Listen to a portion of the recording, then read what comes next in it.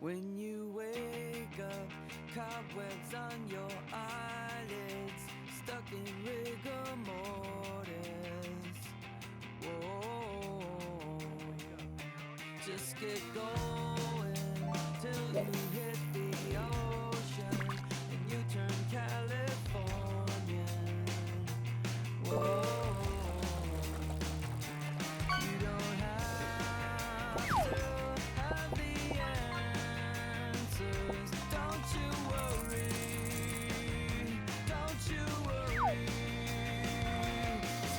Hi, chat. Fuck. Hi. Hi. Hi. I have been MIA for like a week and a half now, and I apologize for that.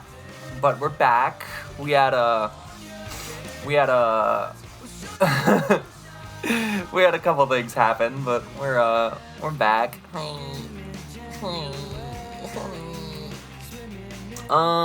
But yeah, let's, fuck, I don't even know where to start because it's been too long and now I'm, like, overwhelmed. I change my shirt all the time. It's like a different shirt all the time. I paused my game to be here, by the way. Yeah, I change my shirt literally, like, every other stream. For the last month, maybe, I had it as, the Gazette Dogma shirt because of Rada's passing. Just kind of as, like, tribute to him, but, yeah, it's like always a different shirt. The Gundam shirt was all last month as well, because it was Pride Month, and now it's Pride Month 2, so I could probably change it to something else. But yeah, anyways, hi everybody. We're here, we're back. I'll kind of explain where I've been, but let me just say hi, Gunfighter. Congrats on first. How's it going? Lycan, hello. See, I said it normally. Cthulhu-chan, hi, how's it going? Gundam Pride shirt was really cute. I'll probably find a way to integrate that somehow, right? So, over the last, I guess since I've been gone, there's been plans for at least, like, 3 more new outfits. Like, new outfits. And me and Yuri are probably gonna finish up the 2.5 update, like, hopefully this week or next week. But, yeah. Make it a redeem? It's hard to make it a redeem because I don't think there's a way to integrate it without Yuri having to actually make it a toggle. And that would, like, clutter up the textures. The way I change the shirt is actually I, like, go into Photoshop and I actually edit the model textures itself and save it as a separate file.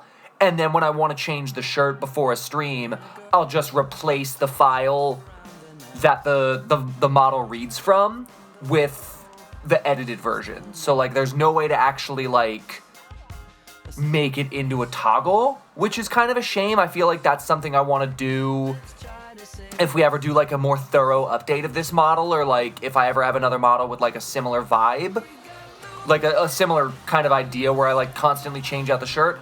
I think it'd be a good idea to just make the texture file, like, really big canvas so that I can just, like, have a fucking bazillion in there. But, yeah, it's not really possible as far as I know. Yeah, the dog is gone. Dog's gone for 2 weeks. 2 whole weeks. But yeah, so I have been kind of MIA. I'll be honest, the Elden Ring stream really fucked me up. I did not have a fun time doing that. It felt like shit. I finished the DLC just completely off stream at the cost of my sanity, and I'll be really honest, I think the Elden Ring DLC is one of the worst pieces of dog shit FromSoft has, like, ever put their name to. It's just, like, everything wrong with Elden Ring doubled down on. It's, like, genuinely one of the most, like, tragically mid experiences I've had in a modern game. It's actually really unfortunate how fucking boring and mid and, like, unfair some of that DLC. Not even, well, some of it's unfair. Honestly, so, like, let me boil down. My real problem with Elden Ring, and specifically with the DLC, is that old Souls games, talking Demon Souls, Dark Souls 1, 2, 3, and Bloodborne. And Bloodborne was kind of where it ended. But those games were very much the type of game where, for the most part, you could be good at it simply by being good at it. You would just react to the situation, you would react to an attack, dodge it, block it, whatever you want to do, and then just fight back and win. I liked that. They were, like, methodical, reactive games, whereas FromSoft's design philosophy ever since Sekiro has been about memorization. And honestly, they hinted a little bit at it in Bloodborne and Dark Souls 3 as well. But older Souls games were very much about reactivity, whereas Elden Ring is too fast to be reactive to, so they require you instead to memorize every combo in the fight, to dodge everything perfectly, because if you take more than one hit, it's instant death. And I don't like memorization. Like, that motherfuckers be like, just get good at the game. And it's like, yeah, I am good at all of the other FromSoft games, even the ones you motherfuckers haven't played. I'm not good at memorizing shit. I didn't like that in school either, you know? They're games about memorization, and I think that sucks. The new Souls games, you know? I don't want to memorize a boss. I want to go into the boss fight and feel good that I'm good enough at the game to react to it in real time and dodge it and play, you know? That's what I don't like about it. I mean, call me old-fashioned. I don't give a fuck, you know? I like being able to react rather than memorize, you know? Thank God Armored Core 6 was, like, for the most part, a game where you can just react to everything, because that's what Armored Core as a whole is, as a, pardon the pun, core game experience. Like, it's a game about not memorizing, it's about a game about reacting to a situation accordingly, and then just, like, it gives you the flexibility to change your build for free, given you have the equipment to you know, change your build on the fly. And again, if you want to memorize in an Armored Core game, like, let's say you're playing a really heavy build, yeah, you have to memorize what you're doing because it's a heavy build. Whereas if you're playing a lighter build, you can react to the situation accordingly and then just change around your build. Elden Ring's like, nope, you gotta pay up this rare currency to respec your build, even though you have all the equipment, and also you only get like 3 items per playthrough that max out a weapon, and 90% of the weapons suck dog ass, so unless you look up which ones are good luck not wasting the upgrade materials to max upgrade a weapon that turns out to be dog shit. What, like, it's just genuinely one of the most poorly designed games in recent memory. And it's sad because on the surface it seems like a really well-designed game, and like a bunch of fucking loser virgins will look at that game and be like, oh my god, Miyazaki, you cooked, my lord. This is such a peak DLC, my lord. Oh my god, another banger game, Miyazaki, another W. The scrubs ain't gonna like this one, Miyazaki. Oh, wait, hold up, I gotta get my... Wait, no, wrong button. Another banger DLC, my lord. Way to go, Miyazaki. Keep racking up those dubs. The scrubs aren't gonna like this one, Miyazaki. Another banger, my lord. Like, it's fucking goofy. These motherfuckers sound goofy. They're stupid. Can I just say I hate Get Good being used to justify a game being hard and not having adjustable? It doesn't need, it's not even the difficulty needs to be adjustable, honestly. I don't think it needs to be, even though old FromSoft games did have adjustable difficulties. It's just that they've changed the way that the game plays, you know? I don't even consider Elden Ring a Souls game anymore, because Souls games were never about memorizing, they were about reactivity and being good at reacting to a situation. It's about memorizing shit right now. It's like, you know, it's like taking the test. I don't want to take the test. I don't know a good school metaphor. But yeah, it's like memorizing the answers for the test. It's like, no, I just want to look at the test and be able to figure it out for myself on the fly, you know? Thought it was about cheese. Hi, Chance. Hi. Question, why don't these Souls games have difficulty settings to make them... I don't think difficulty settings are an accessibility thing. I think, because I don't think the issue is accessibility. Accessibility is making colorblind options. Accessibility is making font bigger. Accessibility is adding a way to slow something down because you mobily don't have the reactivity, you know? Accessibility isn't, you know, make me take less damage or whatever. And if you want to just take less damage, download fucking Wiimod, you know? I will be 1000% upfront and honest. And you can ask Marina. Cross-check this with Marina because she was in the call with me when it happened.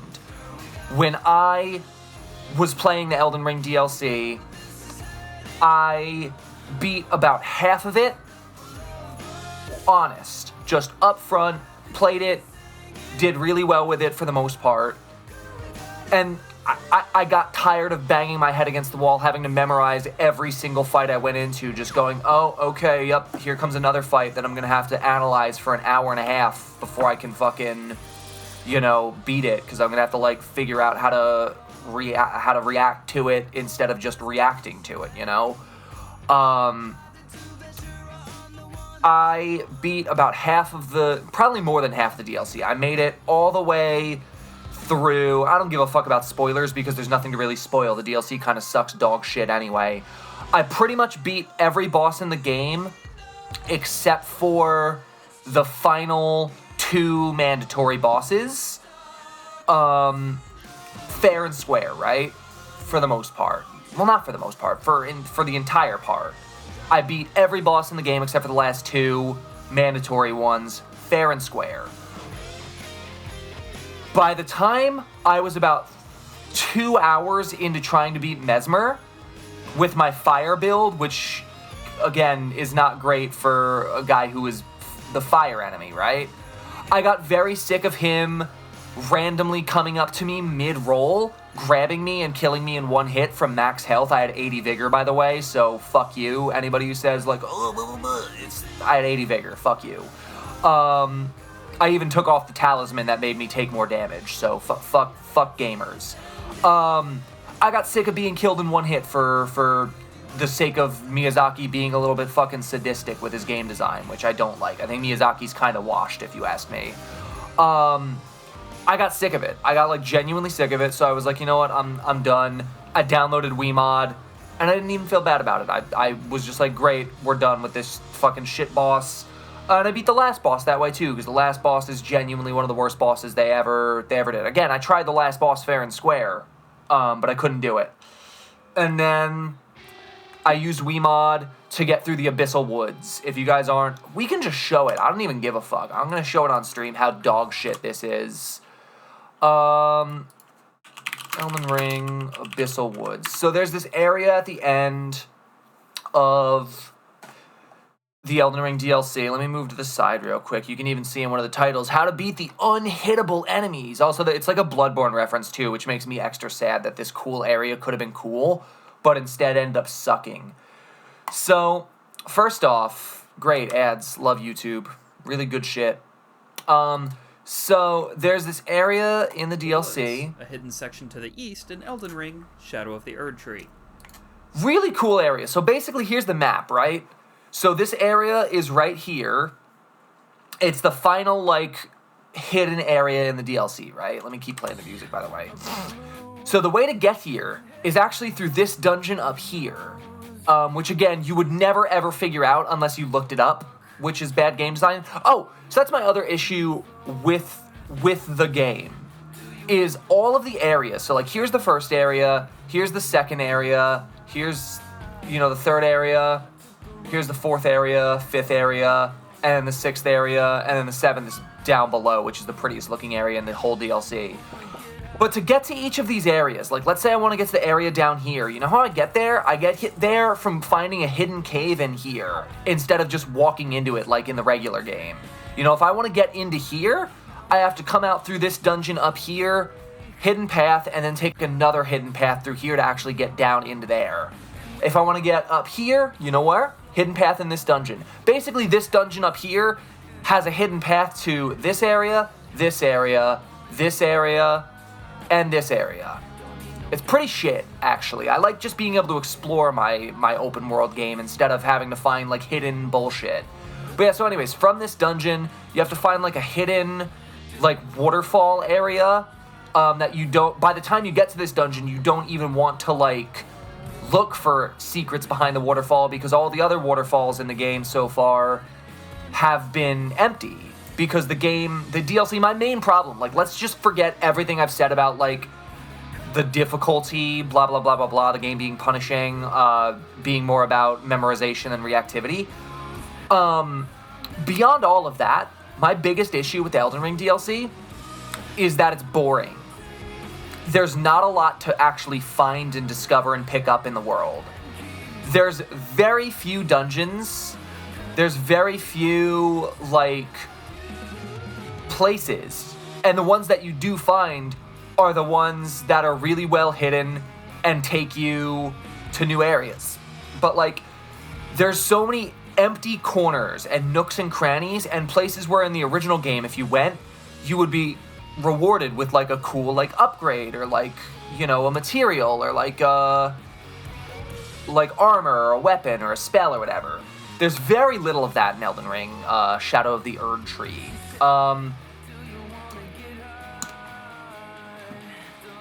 The amount of times I, like, went along, like, a hidden cliffside, and the only thing I found was, like, a pack of wolves and no loot was, like, pretty significant. The most egregious is this Abyssal Woods area that I'm about to yap about. So basically, by the time you get to this dungeon that leads you there, you're already bored of exploring the game because there's nothing to really find when you explore. It's already proven at that point in the game that you probably aren't going to get much for exploring. So, of course, when you explore in this dungeon, you end up down here where you find stuff. And also in this dungeon, there's very little to loot as well, so doesn't really make you feel like you want to explore the dungeon either. So you take this hidden path all the way up here, and it brings you down into here, and you just follow this mountainside, like, cliffside road all the way down and around. It wraps all around underneath all these areas, and then it brings you to this crypt. I forget where the crypt is. There's, like, a catacomb, and the catacomb has one site of grace at the beginning and nothing else in it. And I don't want to exaggerate how long the catacomb is. So, like, let's... Okay, yeah, this fast forwards how to get here. This is... I need to play the Benny Hill music to exaggerate how dog shit this is.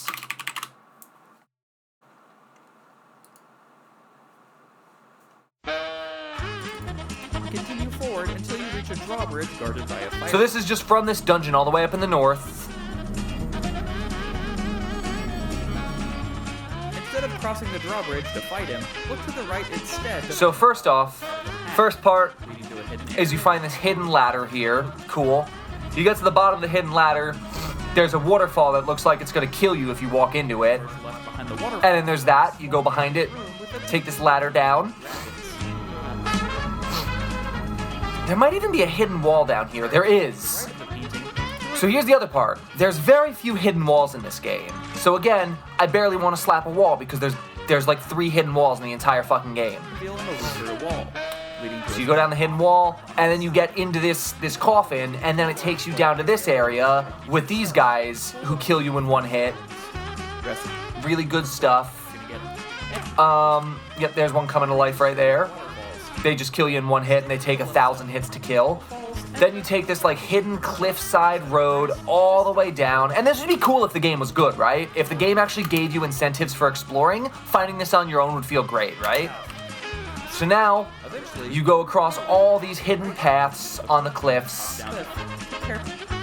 You go down these hidden things that more often than not kill you. And then all the way back against this like foggy cliff shrouded in trees that you again would not fucking find on your own. Cliff wall. This is so goofy. You find this catacomb. Entirety of this catacomb as it goes deeper into. Oh, he's skipping most of the catacomb. No, we're going through this. I need to show you guys how stupid this is. Elden Ring, how to get to Abyssal Woods. We're going to turn the Benny Hill music off. We're going to put Weezer back on, which is basically the same thing. So, it basically just leads you the whole way. It does, but it's not intuitive, right? So, eventually you find this catacomb. So let's go into the catacomb. I shit you not, this catacomb, I was using Wiimote at this point because I mostly was just trying to finish the DLC to get it off my plate because Dawn Trail was coming out last weekend in early access, and I've been playing shitloads of Dawn Trail this weekend, and it's been amazing so far. Absolutely amazing in a year where 3 games have disappointed me. 3 games I was excited for. So this catacomb, there's one site of grace right at the beginning, and then the entire rest of the catacomb, even using Wiimote to just run through with infinite God mode health, takes you at least 10 minutes if you just run past every enemy, and there are no sites of grace. I looked it up, there's no sites of grace. There might be a Stake of Marika by the end, but for the most part, there's at least 4 of these elevators that take 30 seconds to go down. So let's just like go through here. And it's a fucking labyrinth down here, by the way, which again, if exploring the game was actually fun, would be cool to do, but like, just look how empty this is. There's nothing to pick up anywhere. You know what I mean? There's no chests, there's no items on the ground. There's a bunch of enemies that will kill you in one hit, so it kind of also de-incentivizes you from exploring. Just like, okay, there's one item, cool. Oh, so when you do find an item too, oh, he's not even gonna pick it up. It's usually some dog shit mid-game upgrade item that you already have 100 of from the base game. A lot of the items you will pick up in this DLC are just like level 4 upgrades for your ashes, you know, for your mimic tier, which you already maxed out in the base game, right? Oh, here's our next elevator. They got to make this world connect somehow. God knows they're not good at it. Here's our next elevator. We're still going down. Going down. Like, it wastes so much fucking time. And that's my biggest problem with games this year. Wasting time. I don't got a lot of it no more. I don't want it to get wasted. You know? Let's see, is he gonna pick that up? No, it's also some dog shit, though. So, like, just this whole way, all the way down this catacomb. Oh, another elevator. Another elevator, chat. Good game design. Peak. Well, this is peak game design, Miyazaki. You really cooked this one. The scrubs ain't gonna like this, Miyazaki. Another scrumptious dub, my lord. So, still more of this, you know. Keeps going. Another fucking elevator because they can't make this world connect in a way that's actually interesting to play. And then you get to the boss at the end, who kills you in basically one hit if you get hit, like, by, like, a regular attack that he does. Like, any of these will just kill you in one hit. It also did not show it in this video. He also has the ability to summon, like, 20 other enemies who will also just... You know what happens in a Souls game when even basic enemies gang up on you, right? Yeah. And that's the only side of grace till you get there. But once you're actually in the fucking Abyssal Woods... Hold up, let's... It is genuinely terrible in this place. The vibes are awesome, right? I don't care about what this guy's yapping about. The vibes in this area are sweet. Also, it's huge and you can't use your horse, which sucks. But basically, this whole, like, Forbidden Woods, Bloodborne-ass area is empty. There's nothing to do there. You can't ride your horse. There's barely any loot to pick up. Again, the loot that you can pick up in this area is all, like early game upgrades. Like, let me even look. I'll even show you. I'll prove this right now. Elden Ring DLC map. We're going right now. We're going to the Fexter Life map. Okay. So, right before I actually do this, the worst part of this, above everything else, is that there are the winter lanterns from Bloodborne. Will just show up. Let's see where they are. Is there any... Alright, let's just look up the video that were posted, like how to beat the unhittable guys. These guys you cannot hit. The only way to beat them is to parry them, which, if you remember in Elden Ring, parrying is like an afterthought that they put in the game. You know, it's not like refined the way it is in Sekiro. So you can't hit these guys unless you parry them. The parry window is awful because they barely ever do the attack when they follow you. And they can just randomly teleport behind you while you're doing it and kill you in one hit. Because peak game design, Miyazaki, you really slayed. The scrubs ain't gonna like this one. This scrumptious dub. Just fucking Reddit gold for you, Miyazaki. You know, it's just stupid. So yeah, these guys, they just teleport behind you, they knock you down, and then they grab you, kill you in one hit. Only way... Yep, here they go too. Here it is. Basically murdered in like one hit from full health, which is really good game design. Really peak game design, Miyazaki. You know, there they go. They killed you again.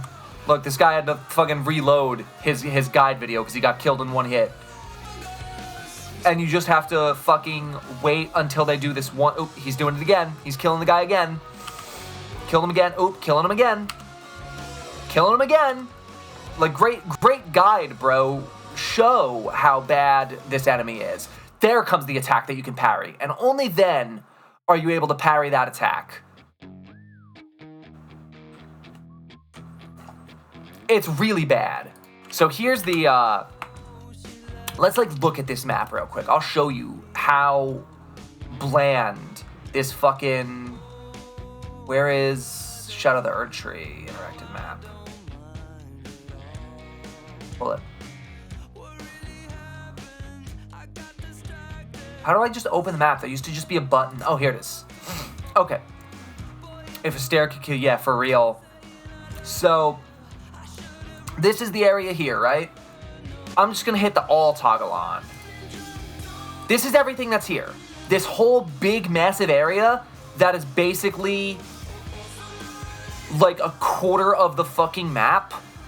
Little less than a quarter, but it's a good chunk of the map, right? This big dark splotch here is like pretty much the same size as this area here. It is bigger than this area here. It's the same size as it's bigger than the starting area actually, because like these cliffs you can't get up there, right? It might actually be the biggest. It is the biggest area in the DLC. Looking at this right now, it is the biggest open area in the DLC. Here's everything that's in this big open area. Let's just click something. Golden Rune. Oh my god, a Golden Rune, chat. Do you guys want to get 100 souls? A Rune Arc. Oh my god. You guys want to get a Rune Arc? It's so useful. Clarifying boluses. Wow, what do these do? What do they do? Oh, they decrease madness buildup. That'll be so useful in this area. Oh, another Golden Rune. Oh my god, a Golden Rune. Golden Rune. Wow, Golden Runes. Oh my god, how many do you get for a Golden Rune? It's not loading. The page isn't even loading. 14, what are my thoughts on the graphical updates? Looks great.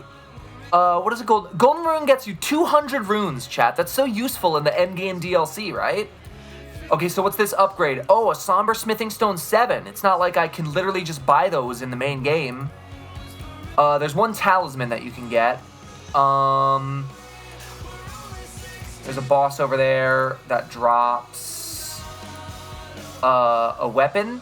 So there's at least one or two things you can get. You can get like a couple spells. Oh no, never mind. That's not a spell. That's a cookbook. Age one's another talisman. More golden rune. You know what I mean though? Like it's genuinely terrible. There's nothing to find there. So like, point being, Elden Ring DLC is dog shit. Final Fantasy XIV DLC is peak. I'm enjoying the shit out of it. It's just, I'm having so much fun with it. Let me get to the center again. I'm just having a lot of fun with the Final Fantasy XIV expansion though. It looks great. It looks really good, and I'm having a good time with it. And I'm taking it nice and slow because I don't. It's the type of game where I don't mind taking it slow because it's kind of the vibe of the DLC. It's very vacation vibes so far, and I know it gets crazy later, but I'm loving it so far. I'm having a great time. The Final Fantasy XIV DLC is excellent. I don't really want to stream it because I'm not really a Final Fantasy XIV streamer, and I feel like switching to that is just not a good idea. You know, it never works out when you just switch to Final Fantasy XIV as a non-14 streamer. But,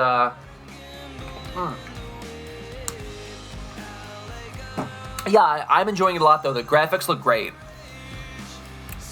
I just finished the first dungeon last night, so that's where I am.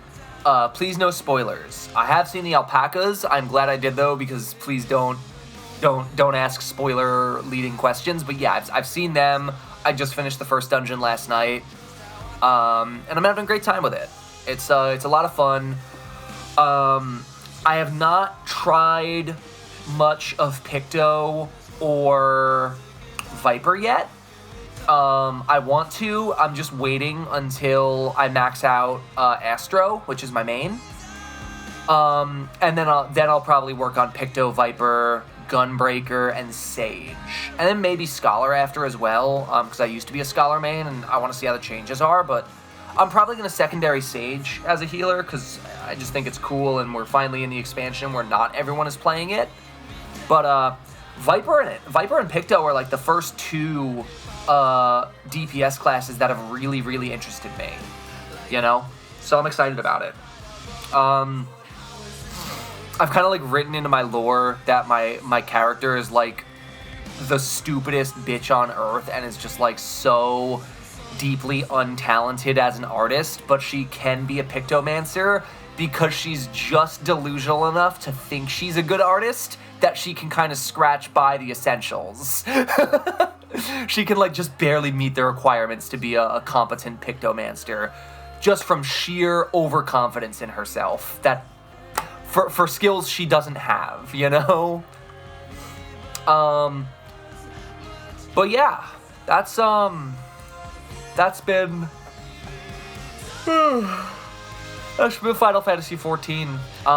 But yeah, point about Elden Ring is kind of what made me quit streaming kind of last week. I rage quitted the Elden Ring stream we did because it was just so bullshit, and I felt awful about it, and I just kind of felt too mortified to come back for a while. So, you know, it's like deeply fucking personal, and it sucked.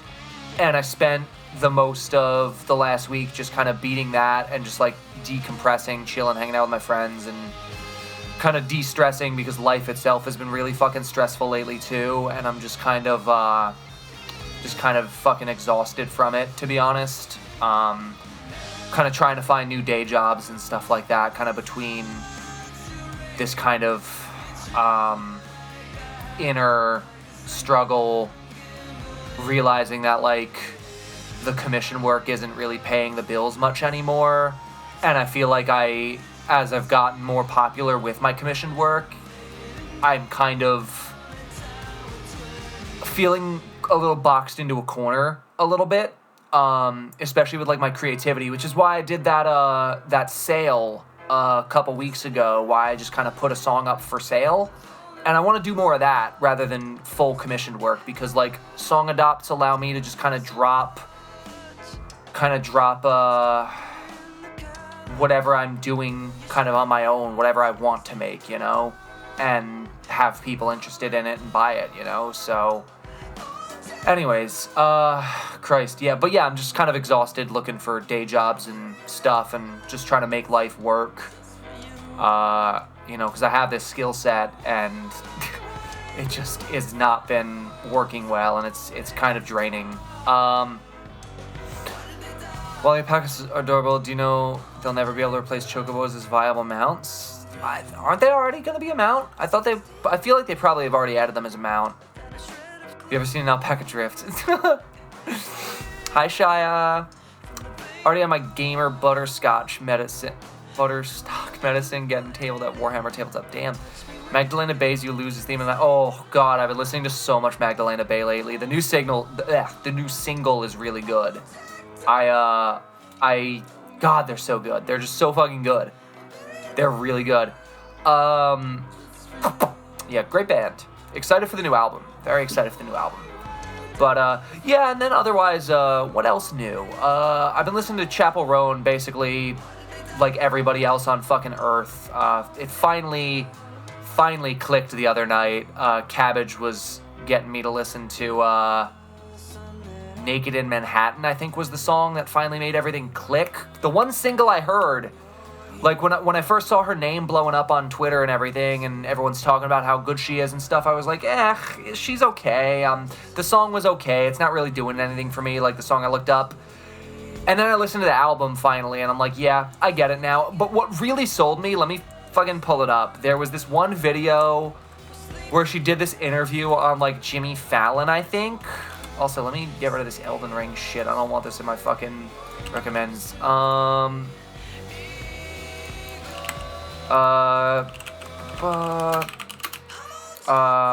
Jimmy Fallon.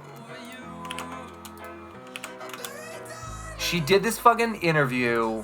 Just everything about this interview is so funny. Like, her mannerisms in it, the outfit, the way she talks, the way she kind of lightly bullies Jimmy Fallon is just so peak that when I first saw this, I was like, I have to figure out how to like her music, because this would make me stan.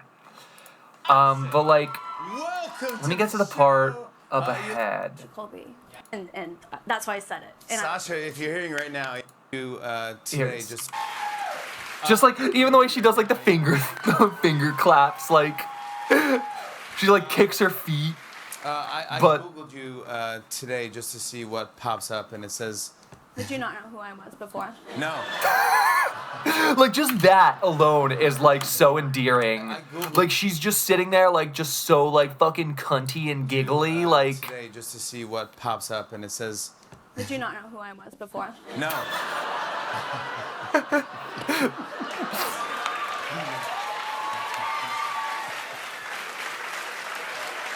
Just like the way she stares at him. Well, I can sing all of your. Girl. Do it. Yeah. NTR, yeah. No, I just wanted to see what popped up. Well, I googled you too. You want to know? You know I am. I don't want to know what pops up. But It's like the fucking laugh, dude. did you mean your favorite artist? I think that's kind of fun. This is what sold me though. This part. No, the world did that. No, it's this random twink that works at Google. I know it is. I know it's just some assistant that like We love her. You know what I mean? That's why you have friends. That's why you have friends. The fucking like penguin clap and like the leg kicking, like iconic. I get it now. I didn't get it before. I get it now. So if you're grinning so hard at this, hell yeah. Have to tell me more about your music adopts? Well, I don't have any just yet. I did one on Twitter like last week. Someone bought it. It was great. Someone bought it quick, I mean, which was great. So yeah. But yeah, I'll be doing more of those eventually. Overloading our lesbian brain cell here. Let's go. But yeah, that's I don't know. That's kind of what I've been up to. Just everything's stressful. I've been just trying to fucking decompress and enjoying what I can when I can, you know? Why is this guy just sitting there playing darts? I love some of these videos where they just kind of get, like, random human interactions when they're usually just filming stuff. Like, this dude's just playing darts and he's, like, looking at the fucking camera. I love these videos, Jesus. Anyways, though, what else? Oh, I've been also listening to a lot of Weezer again recently and kind of, like, contemplating, like, Weezer hot takes, and, I got quite a few.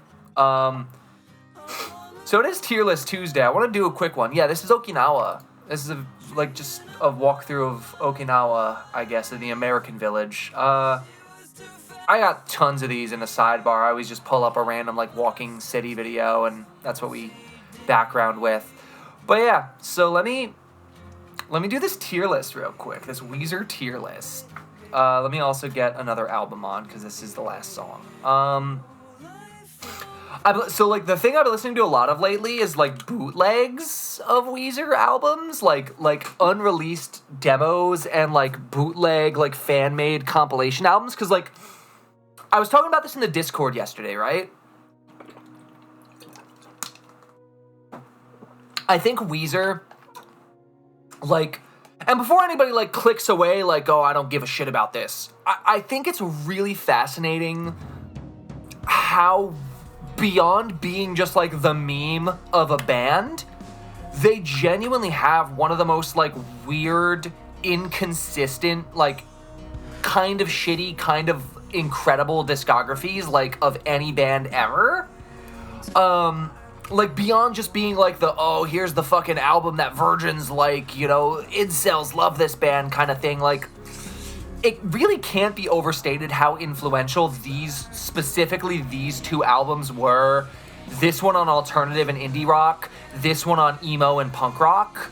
Like, it can't be overstated how influential these albums are, and, like, how strange it is that a band like this has released so few good albums, so many mid albums, and quite a few shitty albums, and then also have hundreds of unreleased songs that are as good as this album.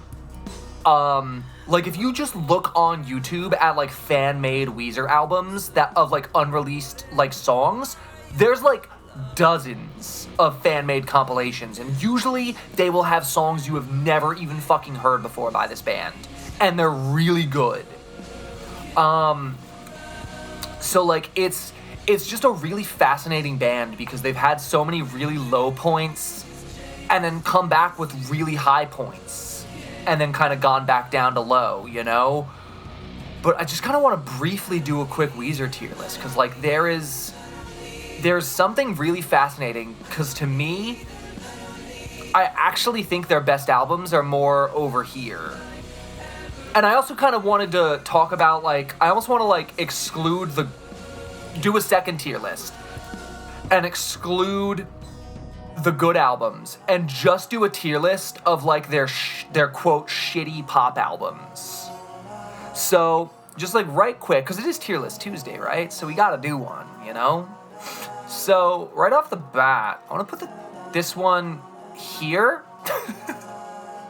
which I know is sacrilegious, and I'm also going to put this one here as well. So these are not S tier albums because the lyrics are really embarrassing.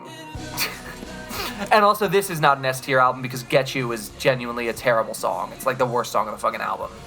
But like, lyrically, the red flags for the next album were already there on the Blue album. No One Else is like a really gross, possessive song. It's like kind of really sexist. And then obviously Pinkerton is just deeply problematic as an album in general because it's all about like yellow fever and this dude who's like in his 30s being attracted to like a teenage, like it's not good. Musically it's great, but like lyrically they're pretty awful. That being said, it does get worse. I think Green Album's like a B tier. Here's where I'm gonna get controversial. I think Maladroit kind of does things better than these two albums. It kind of, to me, it always felt like they tried to do the same thing twice in a row, where like, okay, here's the Color album, and then here's like, it's like kind of more polished, more accessible, rock steady rock music, and then here's these raw experiments where like things are darker, harder, more like edgy. But ultimately, Green Album is like a worse album than the Blue album in like every way, right? I actually think Maladroit might be like...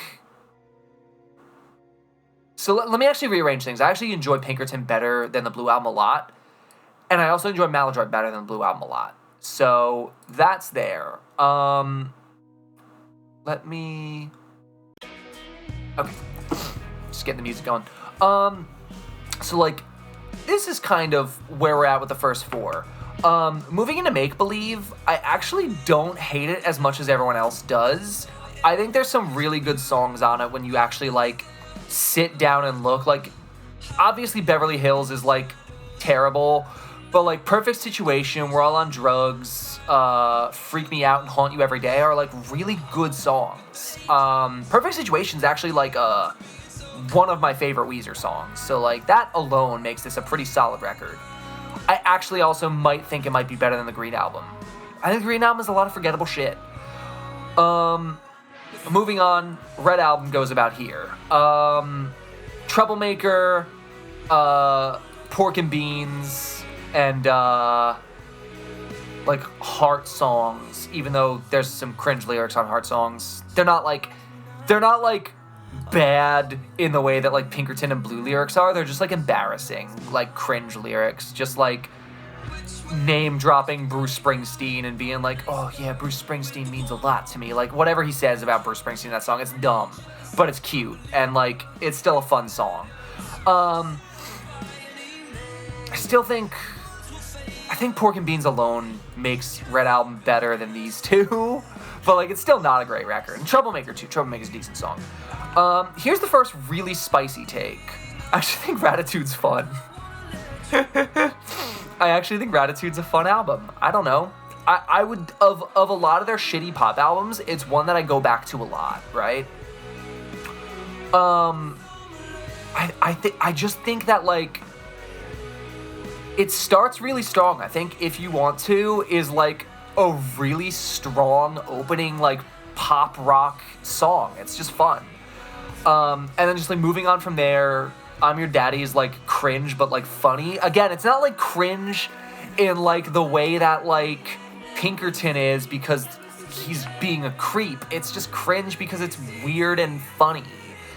And obviously like Can't Stop Partying is hilarious. The Lil Wayne feature comes out of nowhere. It's terrible in like a fun way. Especially considering that like 2008, 2009 Lil Wayne is like when most people consider Wayne was like the best rapper alive in those years, and he comes on this song and just does that goofy ass fucking verse. It's just, to me it shows a self-awareness and like a desire to grow into a pop star for Lil Wayne kind of vibe for me. But yeah, anyways, Ratitude's a fun album. What the fuck else is on there? Like Let It All Hang Out's fun.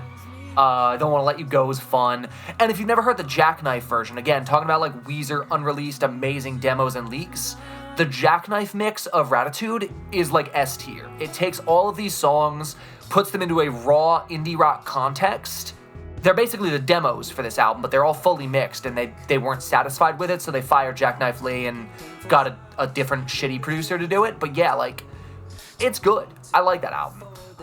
Death Falls Metal's okay. It's kind of a return to the old sound, but like it just doesn't do it in a catchy way. There's some decent songs, but like it's not great. Another hot take, Hurley was not as bad as everyone remembers it being. I think Memories is one of the best Weezer songs, period. It's just solid. Moving on, Everything Will Be Alright, first S tier one. It's amazing. It was like, I remember when it came out, it was like, this isn't real. I just didn't feel real. It's that good of an album. Yeah, like, there's not a bad song on there. The lyrics, it feels like the Blue Album without the cringe, without the, like, embarrassing possessiveness and sexism and stuff. It's good. Conversely, just like Pinkerton, the more raw version of it comes in the White Album. We just listened to the White Album in its entirety at the beginning of stream. It's raw, it's fun, it's endearing, the lyrics are not embarrassing, it's actually really introspective. It's like if the Beach Boys made punk rock. That's what the White Album by Weezer feels like. It's actually amazing. Like, beyond everything else, it is their best album far and away. And I'll fucking die on that hill. Another hill I'll die on, Pacific Daydream. I actually love this fucking album. I think some of their best songs are on here. What we're listening to right now is actually a, similar to the Jackknife version of Ratitude, we're listening to like a raw demo version of Pacific Daydream, which I think people would have loved if it came out. To me, I feel like that's what the Black Album was supposed to be originally. I think some of my favorite songs that this band has ever penned are on Pacific Daydream. Just like right off the bat, Mexican Fender and Beach Boys back to back are great. Feels Like Summer is obviously kind of the black sheep of the album. It kind of feels out of place because it's like too pop. But then you get right into Happy Hour, which is like a top 5 all-time Weezer song to me. Weekend Woman is also like a top 10. QB Blitz and Sweet Mary are amazing. LaMantia Screwjob's amazing. And like Get Right is like the only other weak link on the album. And then Any Friend of Diane's is a good closer. Like it's a great fucking album. I like it better than the Blue Album. I don't give a fuck. And there's some songs on the Blue Album I think are better than any song on Pacific Daydream. But I think as a whole, you know, it's just not great. Like, The World Has Turned and Left Me Here is probably my favorite Weezer song. But it's just, the album as a whole, I don't even like Holiday and In the Garage that much. I don't like Only in Dreams. I think there's some really weak links on this album. My Name is Jonas kind of sucks too. There's weak links. There's great songs, but there's also weak links on the Blue Album. It's influential, but it's, yeah. Moving on, the Black Album is the first one that just goes in the dog doo-doo tier. It's so fucking terrible. I think High as a Kite and, what's the other one?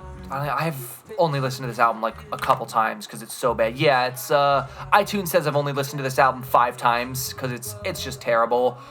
But, High as a Kite and I'm Just Being Honest are like the only semi-redeemable songs on there. I think the hype around this album is what made it so bad to me, where when the White Album came out, River kept teasing it as like, okay, this is the White Album, the Black Album is going to be like the dark, gritty, like brooding version of it, and then it just ends up being like a pop album and it sucks. When again, I think the original version of Pacific Daydream is what was supposed to be the original Black Album. Anyways, Teal Album, it's like a D tier. I've never listened to it beyond, like, when it came out. It was like a fun collection of, like, cover songs of, like, mostly pretty terrible songs, honestly. Like, covers of songs that already kind of suck. They didn't really do them differently. They just kind of did them, which is, like, fun if you like the songs. I don't. It's okay. And by okay, I mean it was okay when it came out, and I haven't listened to it since because it's not good. Okay Human's awesome. I'm going to put this above Maladroit. I think, I'm gonna put Okay Human this high. I think Okay Human's awesome.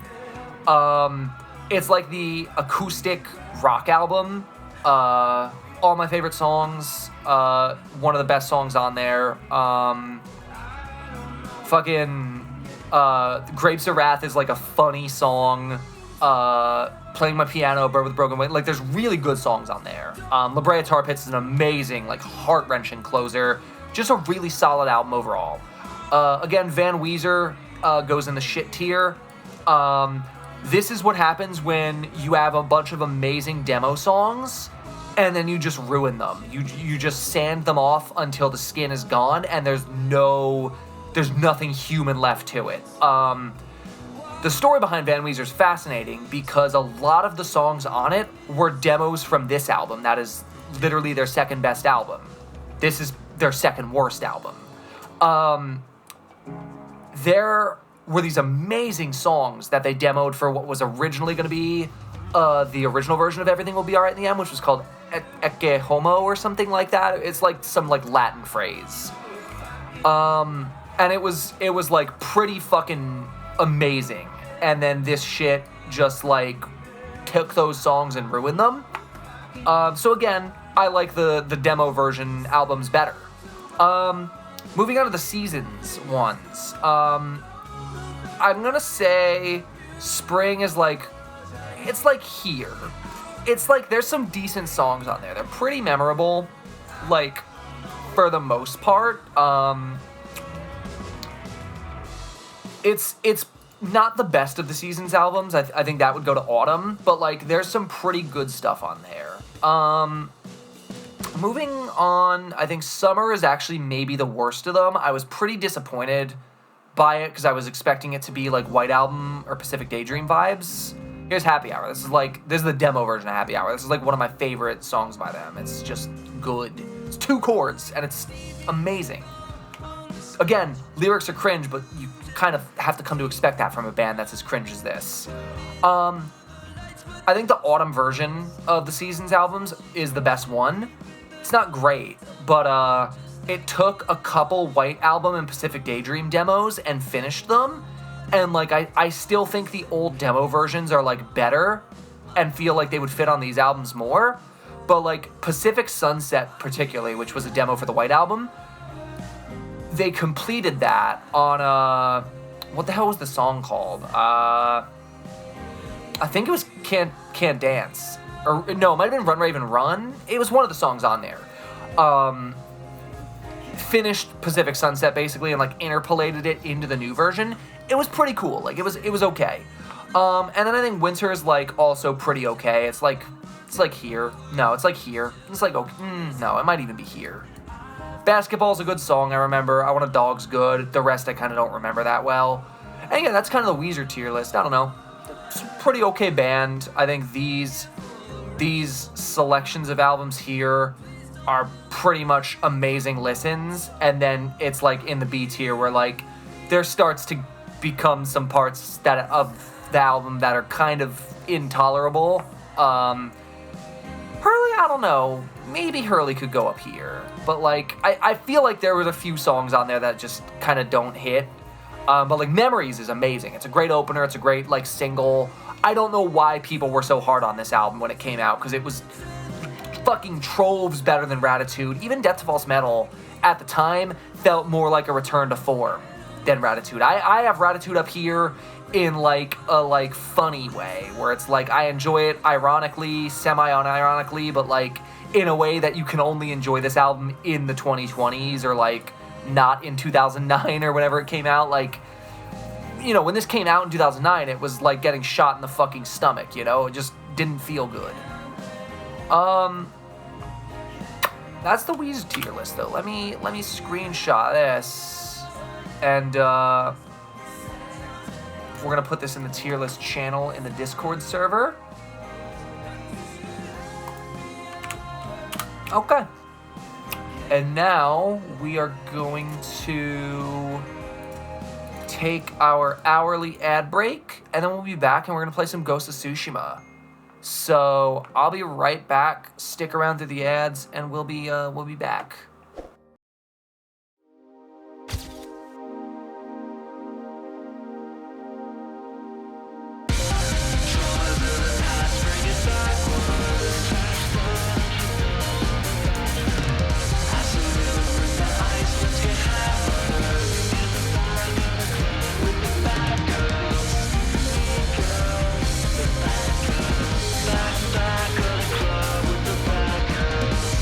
Back of the club.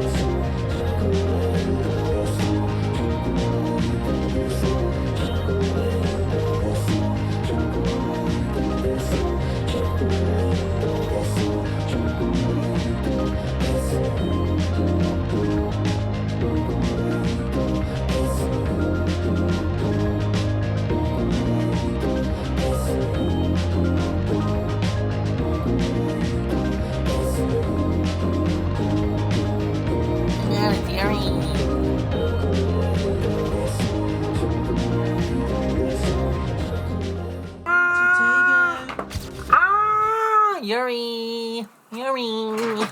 Thank you so much for the 17 months. Hi. Hi. Let me give you a shout out. How are you? Let's see. What do we got? Oh, it's Yowie. Well, let's see. I might do a little dance, sing a silly song, or even Sing a attempt silly a daring song. cosplay. Anything for a tasty treat. Wait. Hi, Tomo. How's it going? Those Klondike bars and foodie snacks are too good to resist. Why is my PlayStation? What would you Oh, do for them? there it is. Okay. What daring cosplay? It's Yowie. Yowie? Hee hee, Yuri. You It's caught Yowie Zowie. Well, Hold up. I Let have to me. do a daring I have to take the LAN cable out of my cosplay. PlayStation. Sassy Hold up. magical girl and strike some fabulous poses. Picture it. Flowing foxtails, sparkles everywhere, and a confident attitude to boot. It'd be a simple. Hold up. Let me take the LAN cable out. I gotta put it back in my Switch because. Okay. I wanted to download the Stellar Blade update. Hold up. I'm like behind my mic now. It's probably gonna sound like shit. Hold up. Let me just. Pluggers this in. Okay. Okay, there we go. Okay, sorry about that. Okay, hi Yuri. I miss Yowie. Also, hi other Tomo. I hope you have a good shift. Thank you for stopping by. Alright chat, we're gonna play some games. Let me swap my source over real quick. Okay, let me make sure OBS is here. Okay, we're gonna swap, and of course my screen's gonna do all sorts of fuckery, because of course that's what it does. Okay, let's see the damage. 1, 2, 3, okay, 1, 2, 3, 4. 1, 2, 3, 4, 5. Oh, pretty much got everything this time. Good. Awesome. That was an easy one. Okay. Awesome. Okay.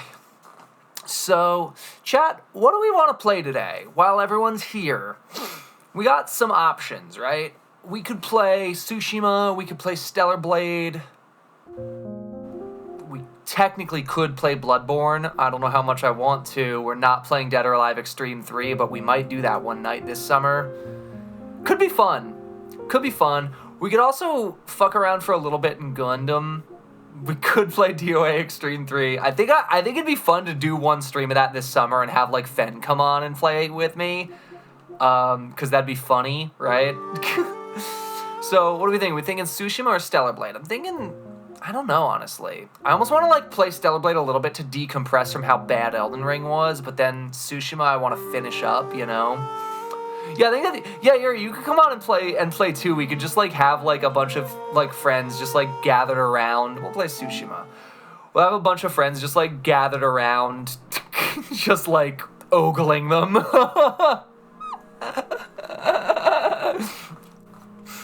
Just like eyes wide open, eyes peeled.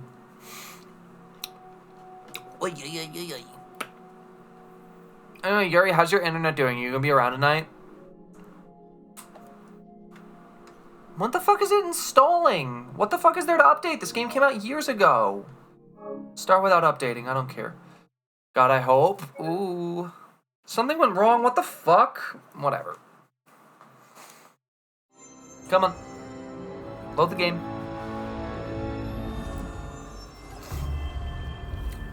I've been trying to get Yuri to watch, to listen to an album, like all week. She's been on an album listening journey.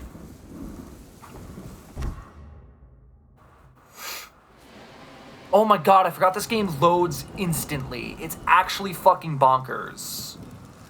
Internet keeps dying at the perfect time and I go to bed when it makes me mad. Oh, I feel that, yeah. Yeah, hopefully the router stuff gets sorted out soon. Oh my god, there's something in my eye. Hold up. Give me 2 seconds, chat. I'm not even gonna hit BRB, I'm gonna mute my mic. Give me 2 seconds.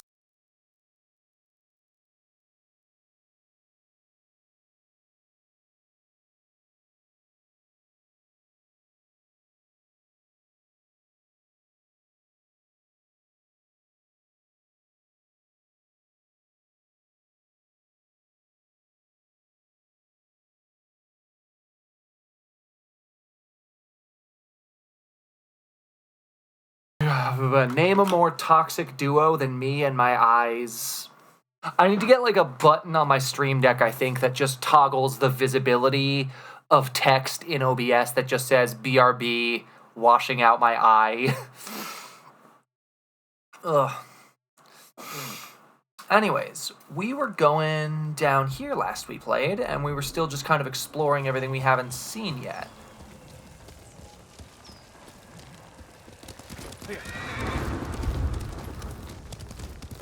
I'm gonna be so real too, chat. Around the time that the next ad break comes along, I am gonna take a silly gummy. Actually, probably before then, in like the next half hour maybe. Stand and fight. Tsushima's good, yeah, it's just such a chill, fun game. I am already kind of forgetting how to do this. You hold it until, and you let go when they approach, right? Yeah, and then you just press it again as the next guy approaches, and they let you slice them open. Easy. Easy squeezy.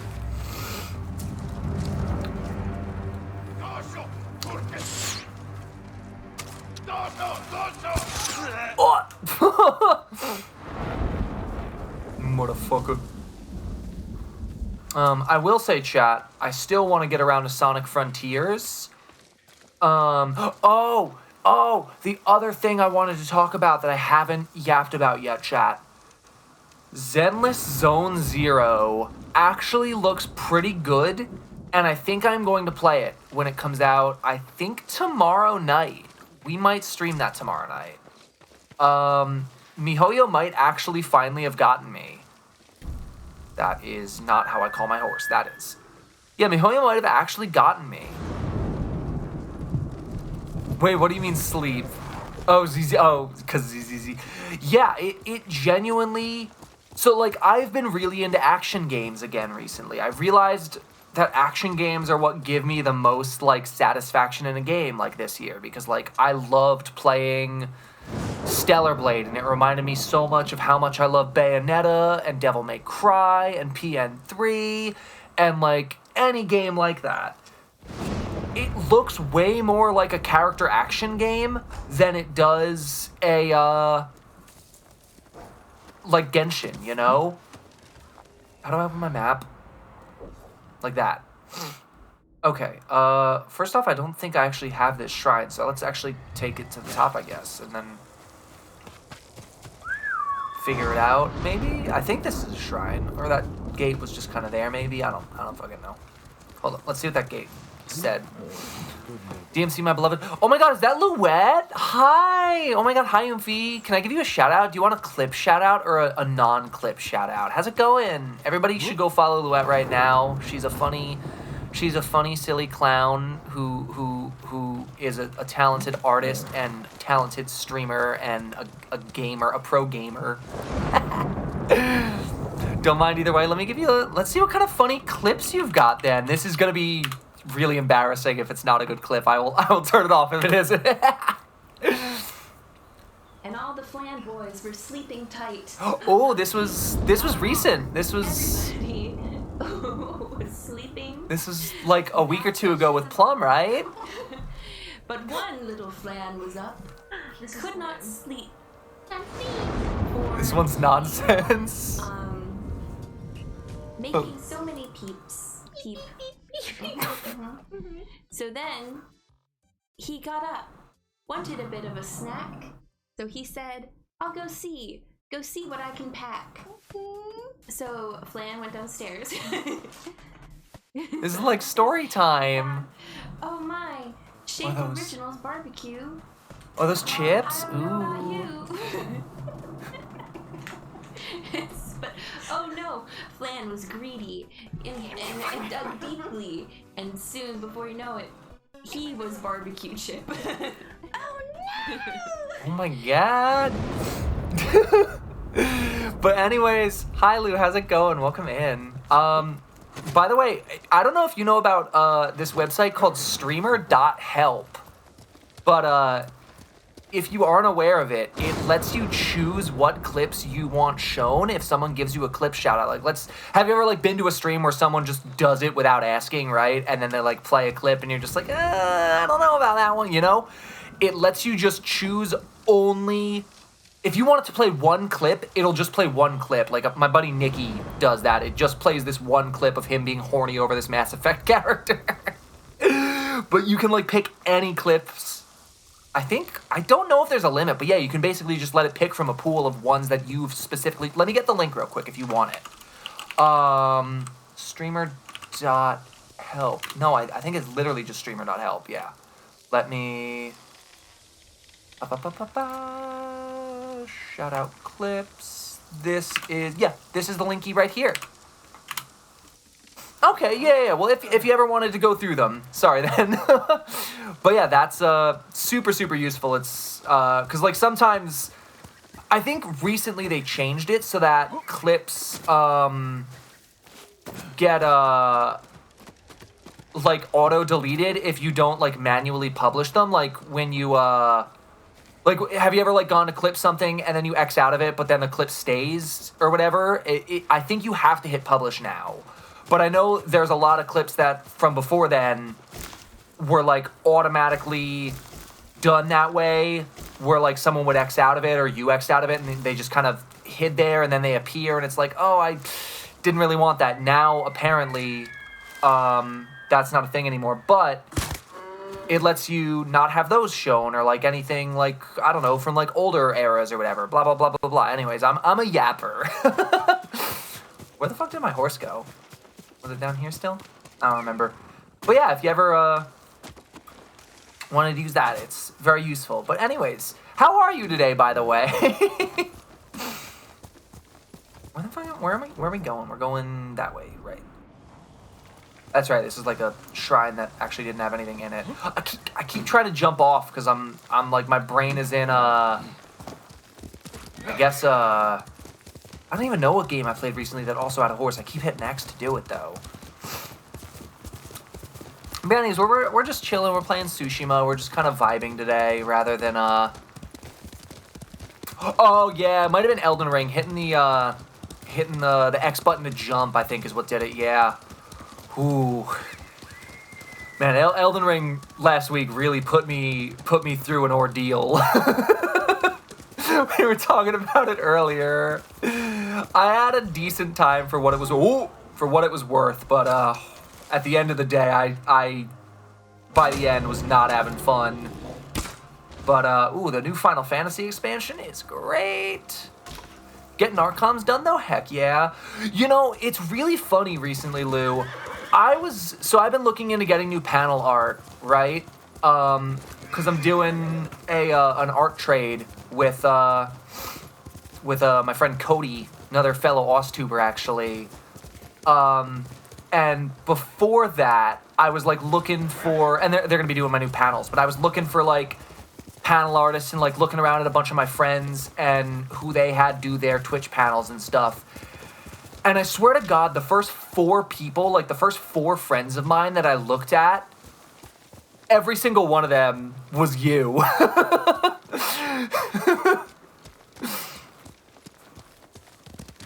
I was like, damn. Yeah. I'm trying to remember off the top of my head. I know Fenzi. Fenzi's like my oldest VTuber friend. Like the first other VTuber I met. Is this the place that I'm going to? Oh yeah, I guess it is. Okay. But yeah, I looked at Fen's first. And hers were yours. I forget who else off the top of my head, but like a bunch of people had yours. Hi, Eddie. How's it going? Fen and Marina. Yeah. Marina was another. Oh my God. Tooper's coming soon, Eddie. Tooper's coming very soon. Yuri was showing me recently. My lord. Yeah, there she is. Yuri was showing me recently The invaders are gone. It's not that, my lord. the secrets. A group Also, of fucking. bandits is terrorizing Komoda. They slaughtered my Everybody ignore whole the fact that the family tits like icon animals. is like Hunt them down like animals. right. Where do they kill your It's family? right there, and I I can't don't turn it know. off because my More than PS5 here, is on the covering my river. main I'll pick screen. up the bandits killed there. What's your name? Saki, my lord. It's going. I beat Dark Souls 1 DLC and story. Let's go. I love Dark Souls 1. I've been yearning for it again recently after playing the Elden Ring DLC. I've just been like, ooh, kind of just want to go back and give it another go. My 30th playthrough. Okay, I'll be honest, chat. I was yapping. I missed every single word that woman on the ground over there said. What does she want me to do? Oh, she wants me to go up here and go to her house, I guess. Whatever. Nom nom. It's going. Beat Dark Souls 1 story. Just finished Dark Souls 1 this year, but I'm already yearning for it. Oh my god. That's right. I remember I was like... You were playing that like about a month ago. Luette was doing that. Was playing Dark Souls 1, and I was like lurking through... Not even lurking. I was like in chat, because it was like exciting watching her play it. And just like I had that up on my second monitor. I was like cooking up on the main. It was good. It was a good time. But yeah, that game's like... That game's got like a really firm place in my heart. It's just so special. She said her name was Saki. I missed the rest. Yeah, same. I guess we're going up to her house. Actually, let me see if I have any quests down here. Because yeah, I have like a bunch of these that I just haven't even touched. Dreams of Conquest. Okay. Oh, that's right. Most of them are like up there now. If not all of them, I think. What's this? Oh, that might be a place I can go to, actually. That might be like a quest. Let me see. Let's check this one. Yeah, that one's up there. Let's check the fourth one. That's up there. I think they're all going to be up there. Fifth one up there. Sixth one up there. Up there. Yeah, I think they're just literally all up there. Yeah. Yeah. There's just... Yeah, they're all up there. So let's go down to this place. Instant fast travel. Ooh, there's all the friends. Thank you for all the friends, Itty. Wait, those plushies? Yeah. Wait, Lou, if you have like a plushie and you want to get added to the pile or like added to like when you throw... Let's see, where's the throw?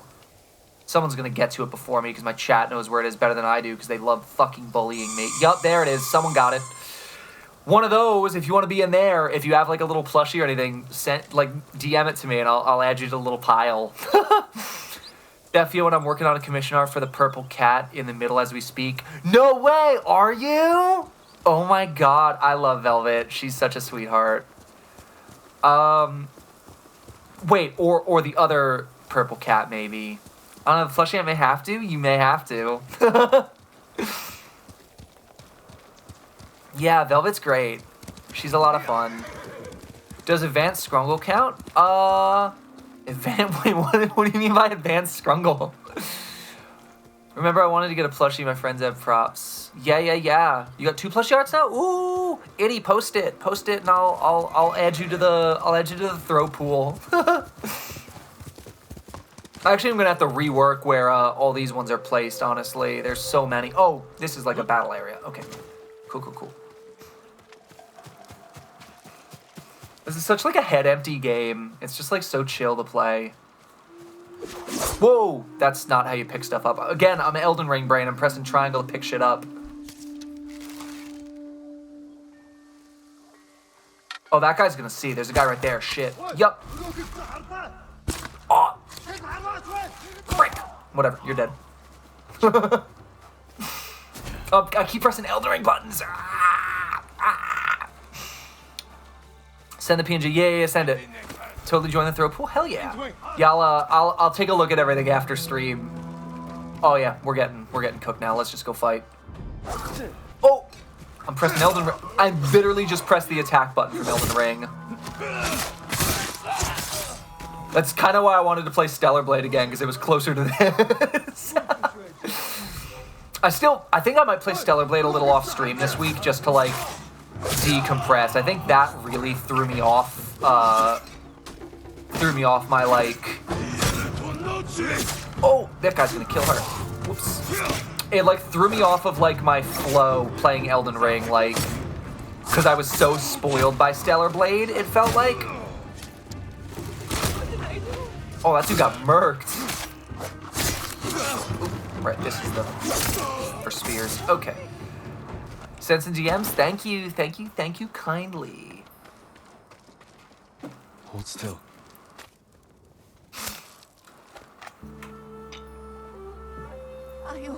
Thank you for saving Find me. somewhere I owe safe. you my life. Be careful.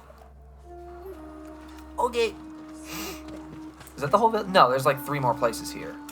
Okay. It's gonna be probably like over this way. God, this game's so fucking pretty. I don't even want to fight people. I just want to look at the horizon. It's so pretty. Yeah. I'd love to hang more, but I'm going into work. Have a good stream. Thanks for hanging for a little bit, Eddie. I always appreciate it. Have a good shift. It's good to see you. It's good to see everyone. I'm glad to be back. That like week off last week was like not fun because like I wanted to stream, but like I wasn't in the mood. I felt really bad about the way we ended the Elden Ring stream. Like I was genuinely kind of mortified by it.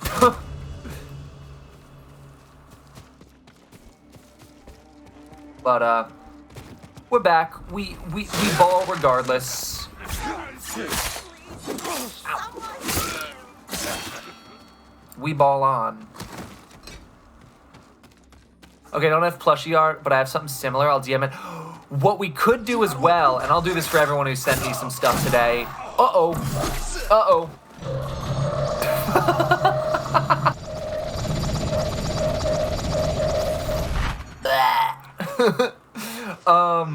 What we can do, Lou, if it's not exactly plushie adjacent, what we could also do is throw you into the fishing mini game. So, if someone were to type !fish in chat, I'll do it real quick.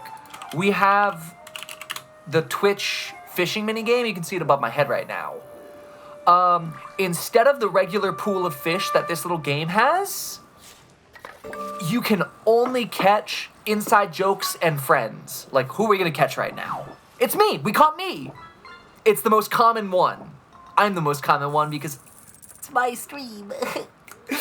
But yeah, literally, let's see what Chance catches. And let's see what you'll catch as well. There's lots of friends in this pool as well.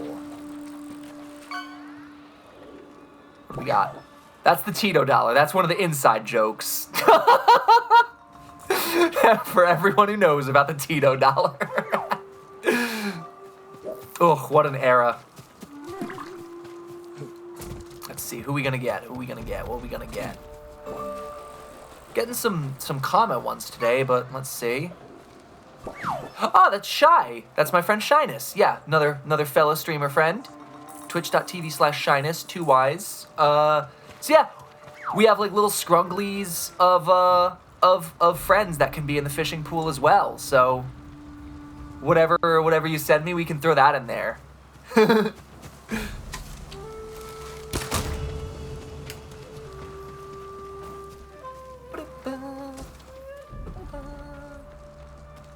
God, this game's so relaxing. It's just like a vibe game. I don't know. Ah!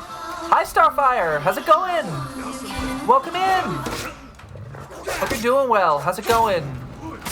You need to set that up for my stream too. It's fun. It really is. I think there's something really unique about having it just be custom things as well, and like having fucking, what are these things even? Dogs? I don't know. Having like my friends all as a part of it too, as just like a way to like, I don't know. Because there's been people who have like fished stuff up and been like, who's that? And I'm just like, oh, that's so-and-so. And they're like, oh, cool, new streamer to go follow immediately, you know? Like it just helps bolster up my friends too. Little sick, but I'll be okay. Oh no! I hope you recover soon.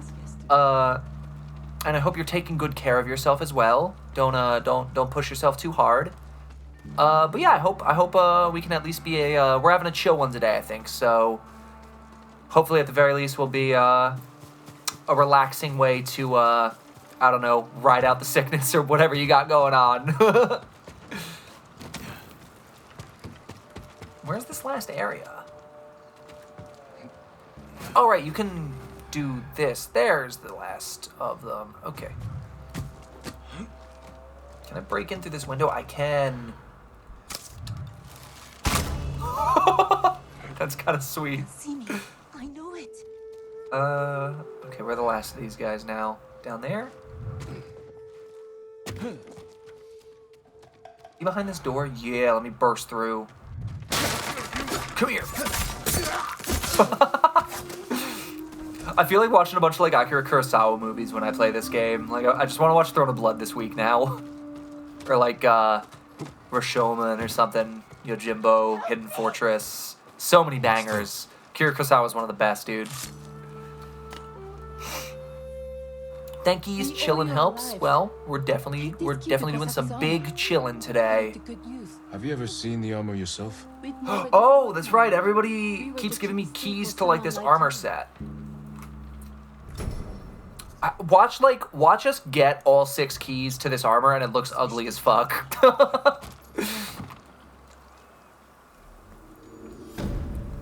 Oh, let me take a sippy, by the way. Everybody take a sippy if you're sitting right now, you haven't taken a sippy in a minute, take a sippy, get some water, stay a little hydrated, you know? I swear to God, I'm the only VTuber who can actually fucking drink water without being told to.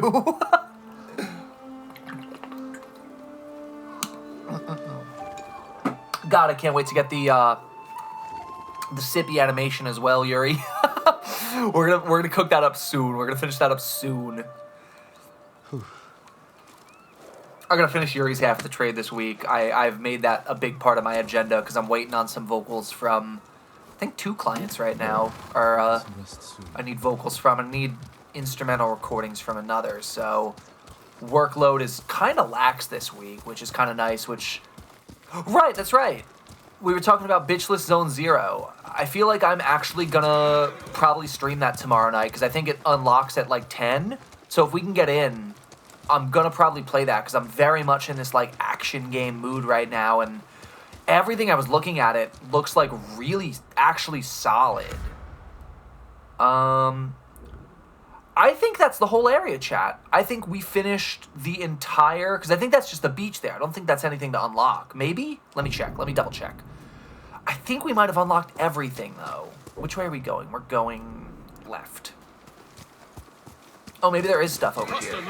For the most part, I think we have this whole first area 100%ed though. I want to stop real quick. Look at how fucking pretty this game is. No, don't fight me. Guys over there, leave me alone. I'm admiring how gorgeous this game is, man. Come on. Like, what? I just ran over a deer.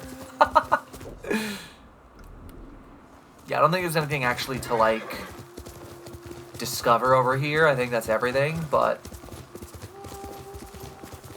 pretty view at least. It got us a pretty view.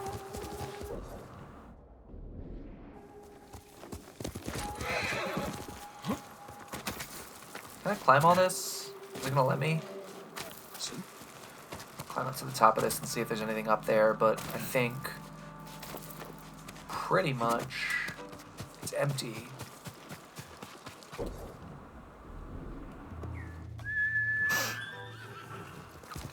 Well, the horse just magically appears at the top of the cliff. Oh, wait, no, there's a bird. I think the birds bring you to secrets, so we might actually have one thing to discover over here. Come here and fight. Let's fight these bozos real quick.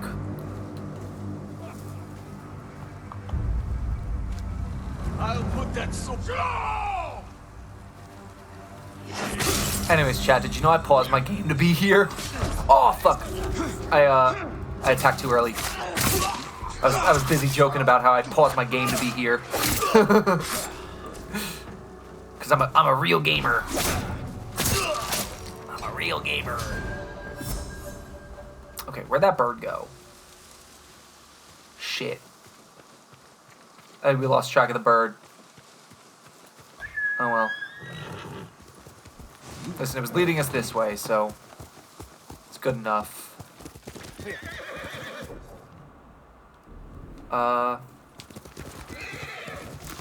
Just kind of run through this area and see if there's like anything interesting. Ooh, what's this? Pillar of Honor. What is this? Is this something I can interact with, or? Ooh, it's playing like weird music.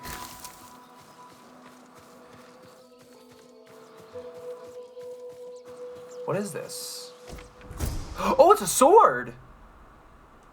Cool. Okay. So that was worth exploring this area a little bit, I guess. That's fun. Let me see.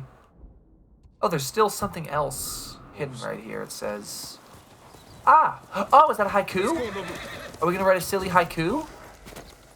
Yes. Oh, chat. Let's write some fucking gibberish. Let's yap. Let's yap. Write some total nonsense. Oh my god, my allergies are crazy right now. Reflect on fear. You bet we aren't. Alright, what are our options? Disappearing light. Secrets buried deep. It's always some shit like that. Whispers drawing near. Alright, what's a good nonsense starter? Disappearing light. Okay. Disappearing light. Darkness grows and reaches out. Threads conceal the waiting all. That seems like gibberish.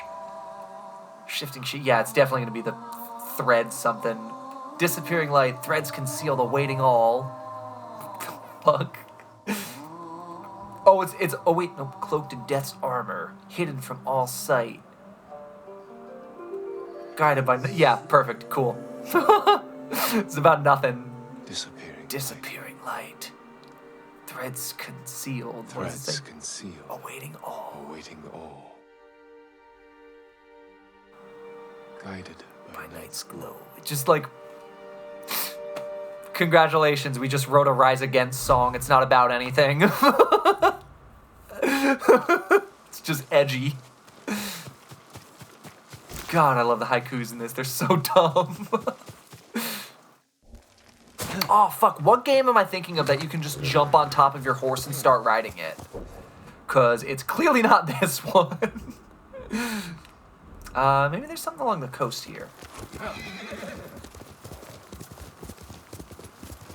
Maybe? That looks like something there. Oh, no, those are wolves, I think. Are they? No, those are docile animals. Okay. How do I get my horse down there? Around the other way? Yeah. Take this path all the way down. This game is so pretty. Even at night, like, just like the way the lighting at night looks, just very like idyllic, like moon glow. Oh my god, like these puddles here, come on.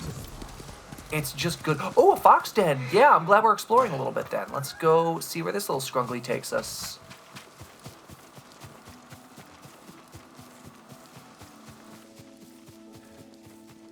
We yapping, we are.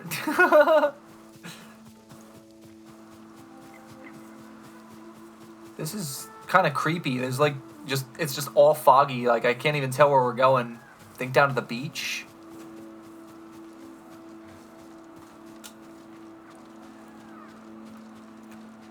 Oh, is this gonna be like on the jetty or something? No? No, just kind of hidden between these rocks on the beach. Oh, that was a very non-challenging one. What do we get for it, though? I think we get a charm, right?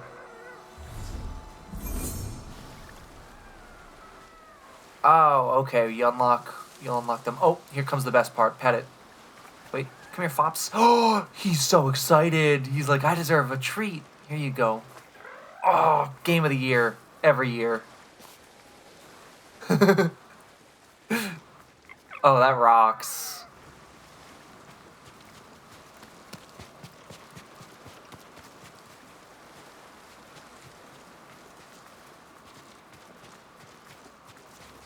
Where do you think he goes?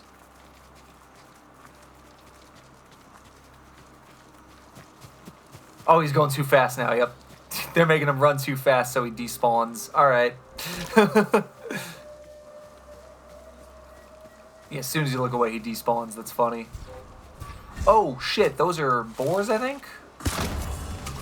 Oh, they're scared. That's right, little bitches. Run away. Actually, I need the hides. Where'd they go? No, I'm not making it over there. Okay.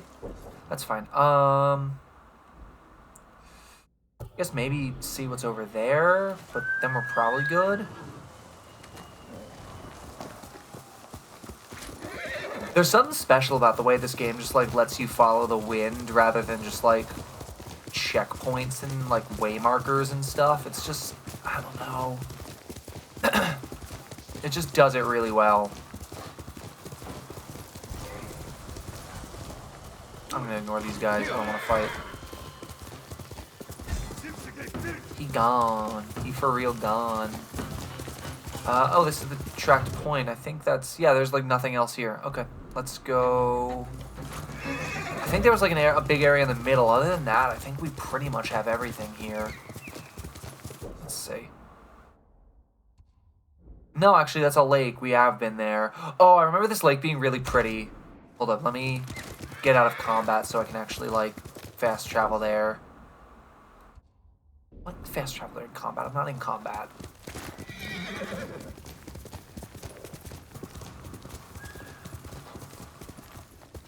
Can we go yet? Can we... There we go. This lake is really pretty. Like, dog, come on.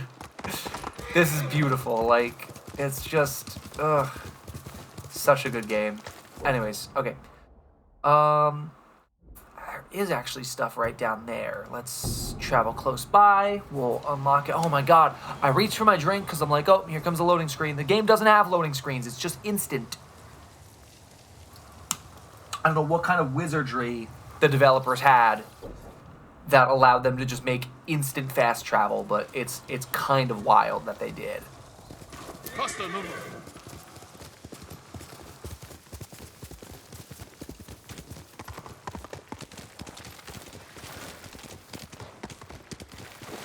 I don't know how far we're going. It might just be like this little area over here.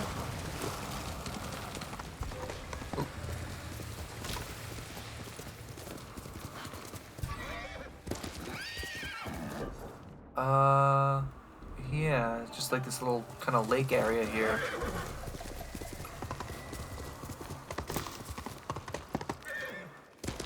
Oh.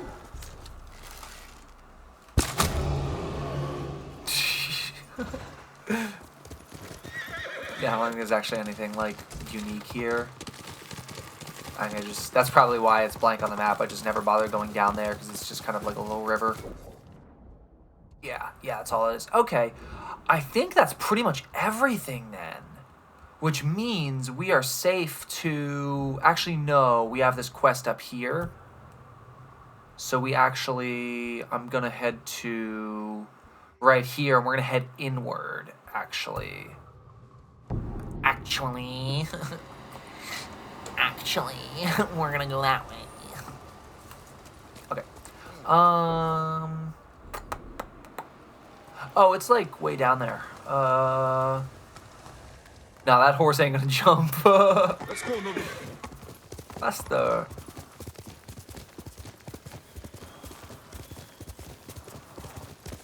Oh, right, you can play the fucking flute to...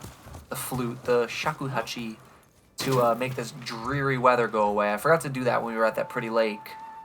I was trying to remember. I knew there was a way to change, like, the weather and the day and stuff like that, but I forgot how. Okay. Okay, we're going down that way. We'll actually head through a little bit, I think. Kind of down this way. Diagonally, so we can kind of unlock a little of the map there. Actually. Yeah, I really said it like that.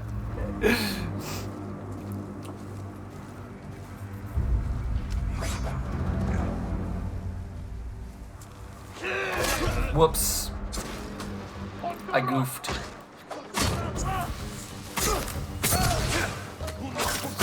Ow.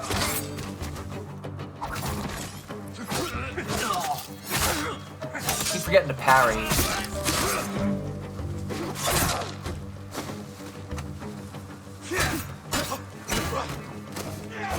Oh.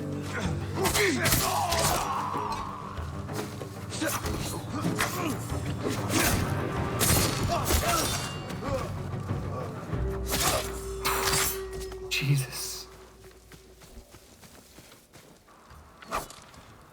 Nice. Okay, let's free this guy real quick. Someone help! You'll be free soon. I owe you my life. Thank you for saving me, right? The Mongols who caught me. I've never seen men that size. That's not Hands thank you, as big as actually. my head. You're sure? Maybe they just seemed large. Or you suffered a blow to the head? I didn't dream it up. Wish I did. They have a camp at the bridge over Hissing Creek. No one ever gets But her, like, lobotomized stare in the distance. The facial animations in this game, despite how pretty this game is, the facial animations are, not quite there. She looks as fucking head empty as my Final Fantasy XIV character.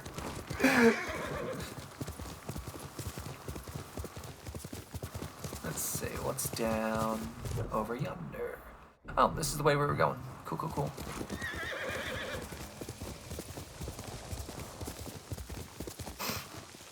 Ah, come on. There we go. I think it's actually almost about time for me to take my silly gummy. Actually, I'm going to do that right now. One sec, chat. We're going to hit a BRB real quick. I'm going to go cut my silly gummy up. I'll be right back.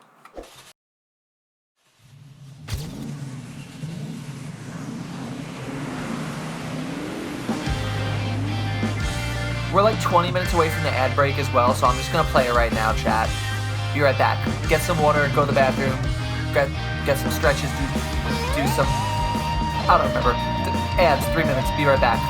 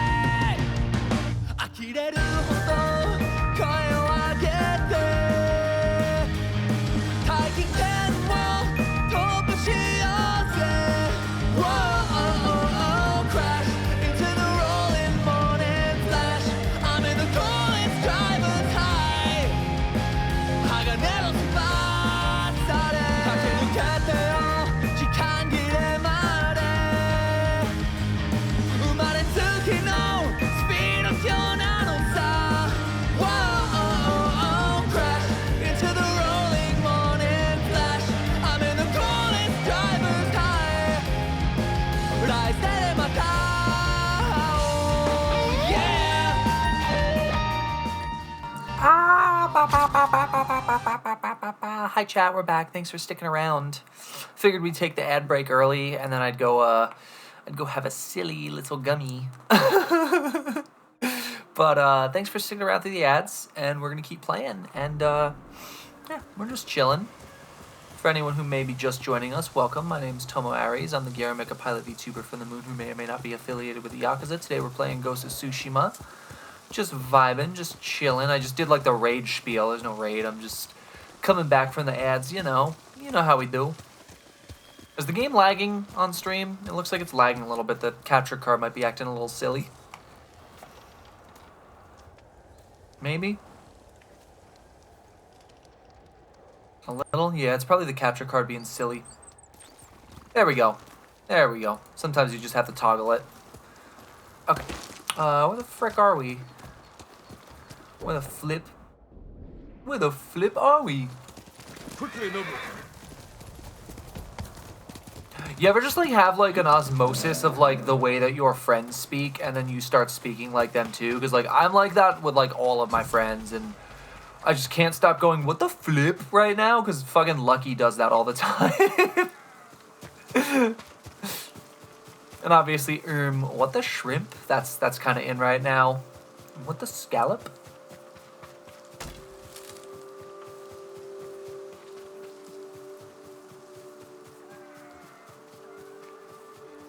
Following this Foxy. Oh, Foxy. It's Jimi Hendrix, by the way, chat. If you didn't know, it's Jimi Hendrix. I went on like this little like rant on my side account yesterday about where the fuck did that fox go? I want to pet him. About how what's this one do? Offense charm. Increases health and damage by a minor amount.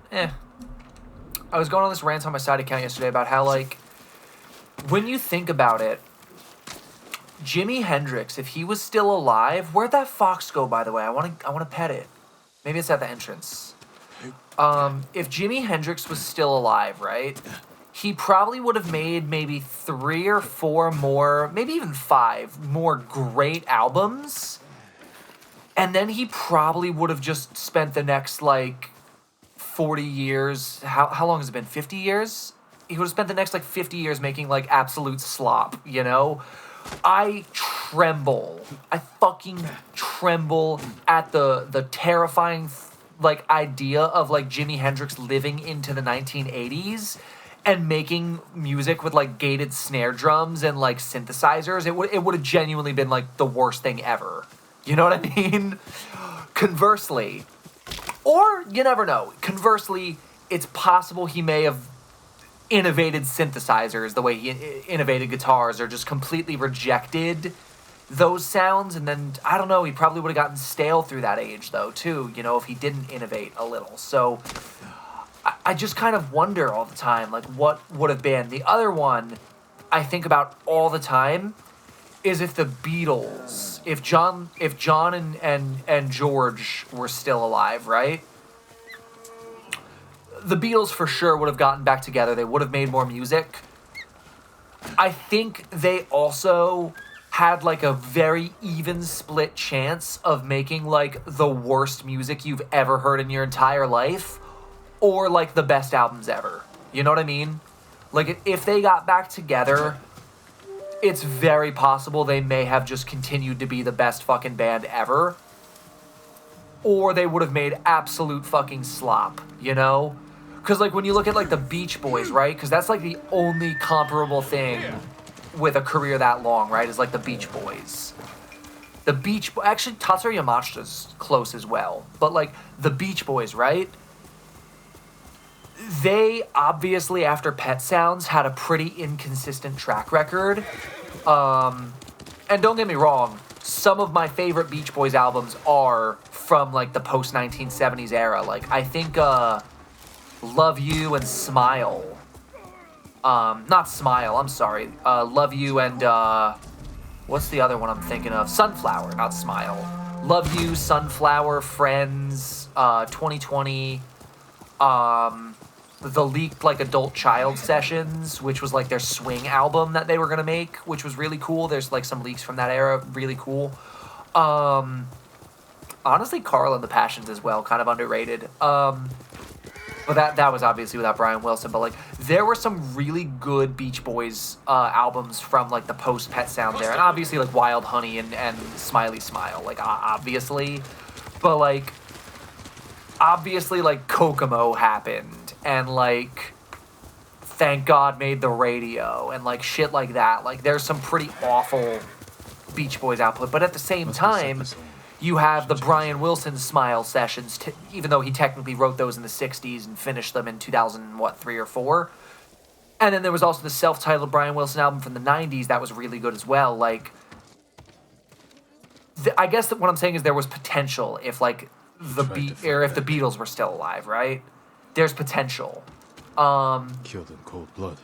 You know, especially if the Beatles made it into the 80s, again, we might not have had to suffer through synth pop, like the bad synth pop, you know? We might have had good synth music if the Beatles were around to innovate and like lead the charge throughout the 80s. You know what I mean?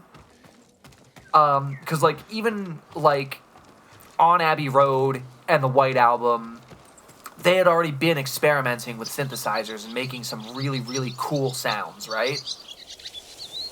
So, if they, like... What I'm saying is, if the Beatles were around to experience, like, the Mini Moog and the Juno 106, we may have had some insanely good albums.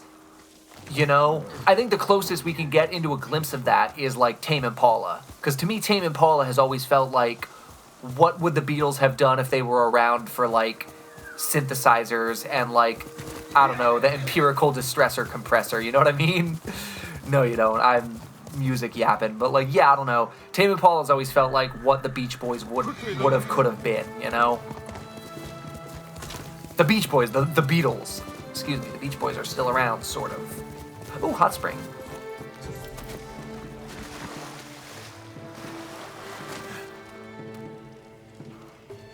Alright, dude, take your ass out. There it is, there it is! Cheeked up! But anyway, sorry, I'm just a fucking big old music nerd. Reflect on... Sensei. Sensei Ishikawa should visit this place. I wonder if he's ever relaxed in his life. He's strung tighter than his bowstring. For real, dude.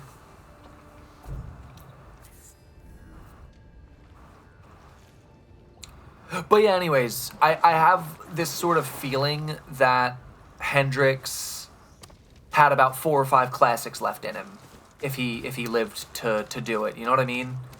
Because there's a bunch of leaks from... So, like, Hendrix was working on a 4th album, right? When he died.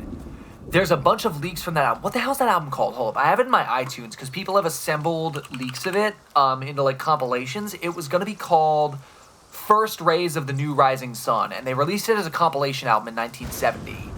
And there's also some people who made their own, like, compilation leaks of it. There are some really fucking awesome songs that he was working on. None of them, only a few of them were done, I should say. None of them were, like, fully concrete, fleshed out, mixed and mastered while he was alive. But there were some awesome songs that he was working on. And, yeah, it was called New Rays of the Rising Sun. That was going to be his 4th album. And, to me, with how many good songs were in that sort of archive, I think he had, like, 4 or 5 classics left. How much do you think just pop culture's changes if the Beatles did live longer and reform? Exponentially. Like, exponentially, everything would be different, I think. Because here's the thing. My theory, right, like what I was saying is, like, if the Beatles were still alive, it would have either been awful or amazing, right? And to me, I think they had... Died trying to protect How do I put this? So when you look at the actual career of the Beatles, right, when they were around and, like, active and alive and, like, making music as the Beatles before they all went solo and dropped all of their terrible solo music because none of them could write good songs without the others. Actually, that's not true. There's some decent stuff on some of the Plastic Ono stuff. There's, like, a few decent songs on Egypt Station, which was, like, one of the more recent Paul McCartney albums. But overall... When you look at when they were alive, right? They got really, like, innovative after, like, Rubber Soul. Like, starting with Rubber Soul and, like, Revolver. And then... Where am I even looking in this place? It says look for more stuff. I don't see what to find. When you look at their career, they had this amazing run from Rubber Soul up until Abbey Road, I think, was the second to last album. I get the timeline confused if Abbey Road or the White Album came out first. I forget. Hold up. Let It Be was obviously the last album. What was the one before it? Abbey Road. Okay, yeah, it was Abbey Road before then. Right, because Let It Be was 1970, Abbey Road was 69. Nice. So, like, everything from Rubber Soul to Abbey Road was amazing, and then Let It Be suffered in quality because they weren't getting along at the time, right? Like, there's that whole Disney documentary that came out, like, that, like, 8-hour docuseries that came out last year or the year before, about, like, why the Let It Be sessions fell apart. Where am I looking, game? Where do you want me to go? Do I go under the house? Like... What is this expecting me to find? Okay, I see blood. Is that what it wants me to find? Like... It's not letting me interact with it. But, I think if they had, like, sorted out their problems like adults, like they would have, you know? I think that would have led to amazing music. However, that other possibility of bad music is if they got back together for the sake of getting back together without hashing their problems with each other out. That would have breeded some really terrible fucking reunion music, I think. Because it shows in the quality of Let It Be. At the same time, though, there's a lot of really redeemable parts of the Let It Be album as well. In 2002-ish or so, maybe even the late 90s, maybe like even 98 or 99, Paul McCartney recommissioned the mix and the master of Let It Be and released a new version of it called Let It Be Naked, which is a more raw, stripped back version of the album. I forget who produced it, but it was like a more raw version of the album, which actually benefited how simple the songs were. And it was actually like, it recontextualized those songs to me in like, I don't know how to put it, like they were better for it.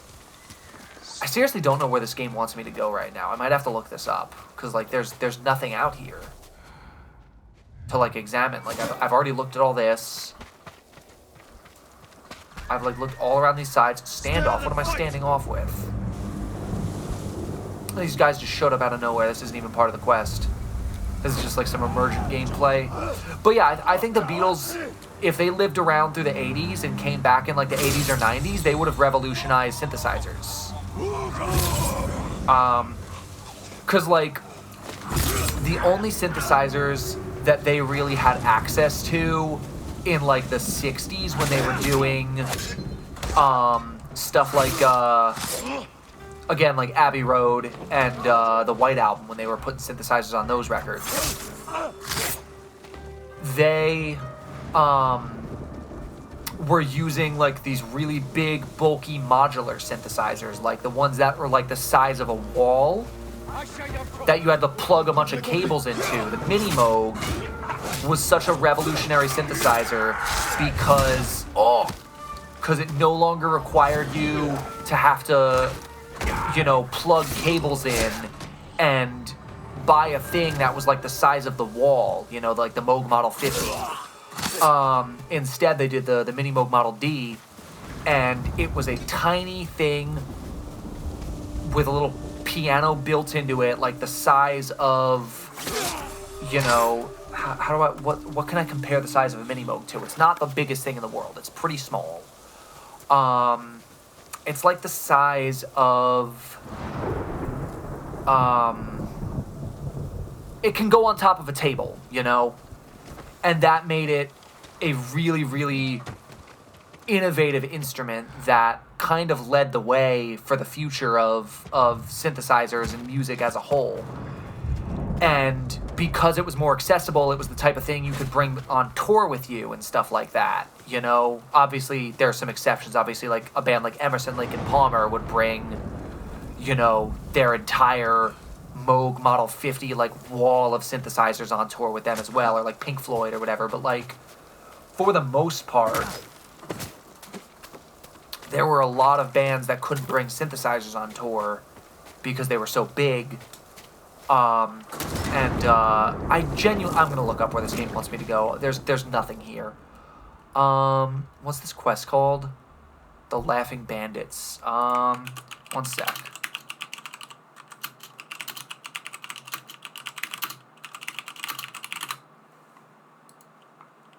Let me look this up.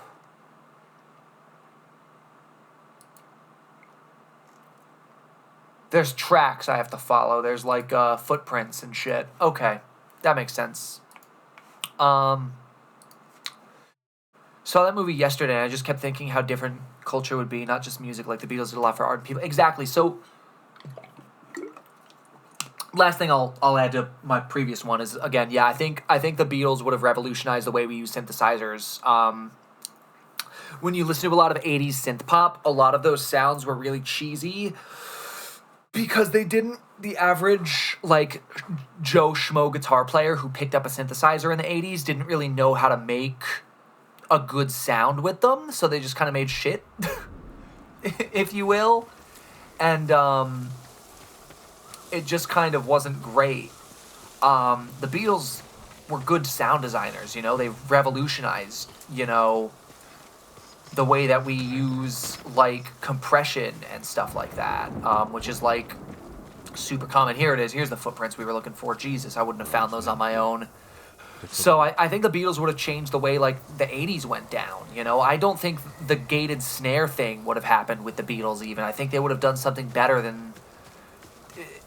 I don't know how to explain the sound of a gated snare, but in the 80s, when you listen to, like, a snare drum and it's got this, like, really annoying, blown-out, splashy sound, it's called a gated snare drum. That was, like, the sound of the 80s. That, like, I don't know how to describe it. It sounds like crap, though. I hate them. There's only a few records that have really done it well. A lot of records did it too much. Why are there so many footprints? It kind of is, like, trypophobia vibes. But yeah, I think the Beatles could have revolutionized synthesizers and stuff. Because they kind of showed it. Surprisingly, of all things, they actually kind of showed it through some of the Plastic Ono Band stuff. John, anyway. Paul, not so much. Paul let Wings happen. I think John would have kept Paul in line with regards to synthesizers, because Paul was not the best with them. But yeah, I think the movie yesterday is interesting. Thought I'd bring them horses and medicine. Bunch of bandits found me first.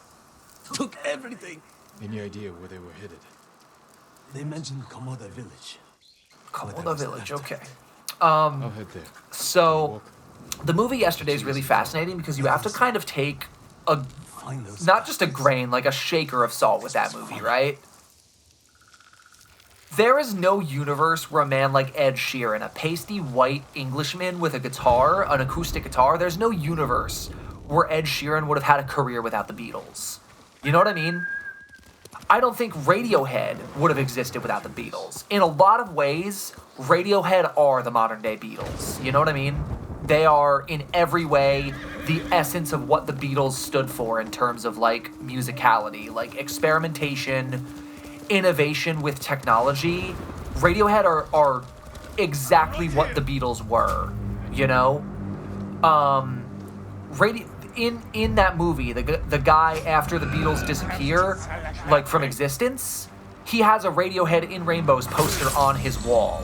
That album would not have happened if it wasn't for Abbey Road. I'm just being so honest. Like, so there's, like, a suspension of disbelief you have to have with that movie. Same thing with, like, Ed Sheeran existing. That dude would not fucking exist if the Beatles never happened. Trying to think what else in that movie. It's a good movie, though. Like, it's actually a really enjoyable movie. I had a good time watching it. It's fun, you know? It's funny. if I was in that movie and I would, because like there's like a plot twist by the end of the movie where like he meets two other people who also remember the Beatles. If I was in that movie, I would have been. I remembered the Beatles, but I was one of the other people. I would have I would have trolled the guy. I would have been like, yeah, this shit sucks. I would have like written one of the other Beatles songs like he left unwritten, and like I would have come out with it and like sent it to him and been like, ha ha ha, this song sucks, and like taunted him. Like I would have written Yellow Submarine first and sent it to him and been like, this song's terrible, dude.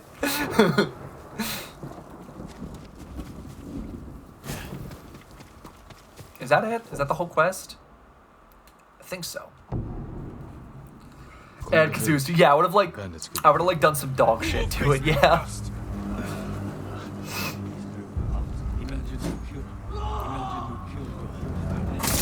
Swing. A few days later, he gets rid of you. Why is there a guy telling a story when I'm fighting these guys? There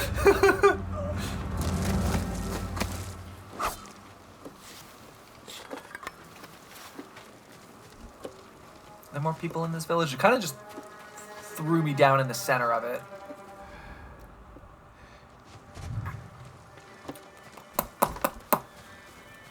Like, is this guy a bad guy? Should I shoot him?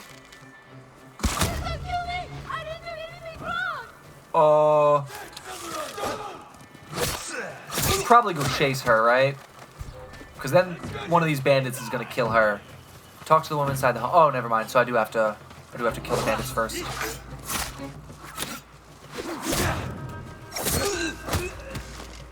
Get down! Help! Oh, I missed. Yeah, I'd add like kazoos, I'd add like slide whistles, I'd add like groan tubes to it. Yeah, Yellow Submarine's a terrible song. I hate that song. I think that song particularly is what ruined what was that on Revolver? I think that's like what brings Revolver from an S tier album to an A, or maybe even a B. It just ruins the pace that much.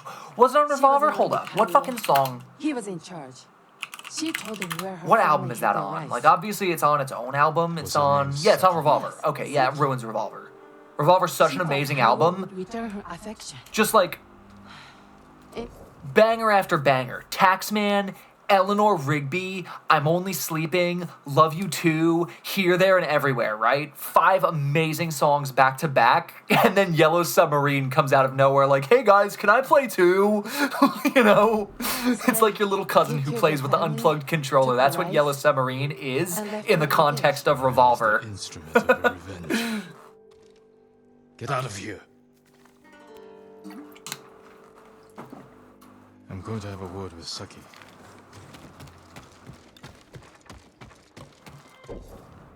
I have to go all the way back to like wherever this is. Where is she? Oh, right, she's down by the water. The water. Wait, is that a bandit? Are there still bandits? Oh no, that's just a dude. That's just a farmer. I thought he had like a quiver on his back. It was like a bunch of like farm tools or whatever. Bamboo and such. What's going on here? Looks like they're pissing. It doesn't look like they're fishing. It looks like they're pissing in the river. Oh. They're not even fishing. They're just standing there. Where is Saki? She drowned herself in the river. Holy shit. From what I understand, she blamed herself for the death of her family. She was manipulated by the bandits you met on the road. They won't do any more harm. Thank you, my lord. Perhaps some good will come of this. That's so sad. Oh, that's why they were all looking all solemn. I was joking about them pissing. They were actually just paying their respects to a dead woman. Whoops.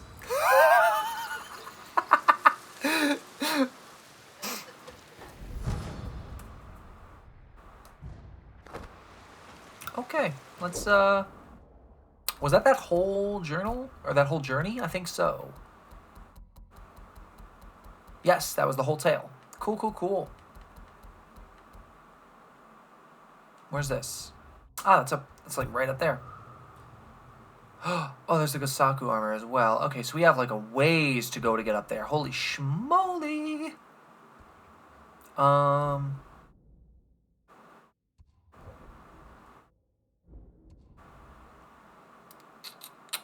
think we're good down here. Like, I think that's just about everything down here.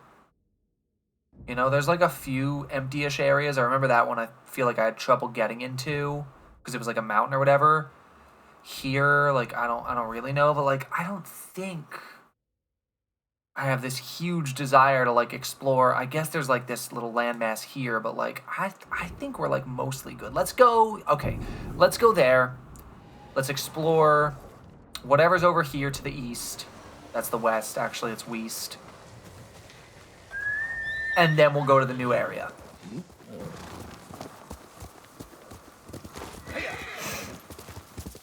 Hiya.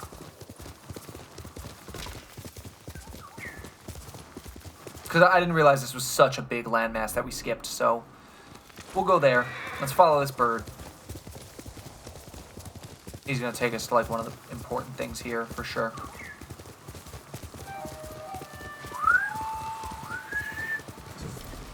Okay.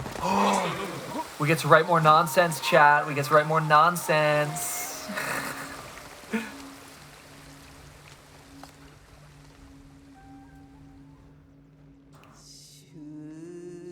There's bandits right there, and I'm saying a fucking haiku up here. Okay. Stillness of one's mind, pure of heart and soul, resilient. Okay, yeah, we're definitely going pure of heart and soul. What kind of nonsense are we gonna write?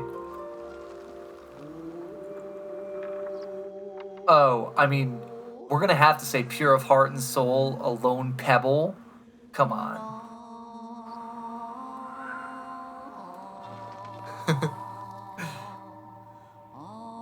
Oh, I love Shigen style singing.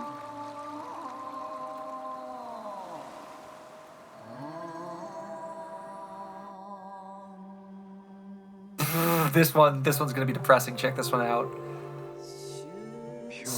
Pure of heart and soul. A lone pebble. A lone pebble alters fate. Drowning in the river. Drowning in a lone. What the fuck does that mean? It's like a fucking emo song. It's not about anything.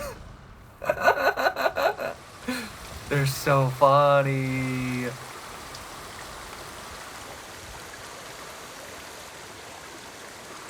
You can't dive into water, can you? Oh. Okay. Never mind. Never mind. Okay, there's a lot of shit up here, so let's kind of go that way first, and we'll kind of work our way down. Horse. Hunts. Oh, we got bozos to fight.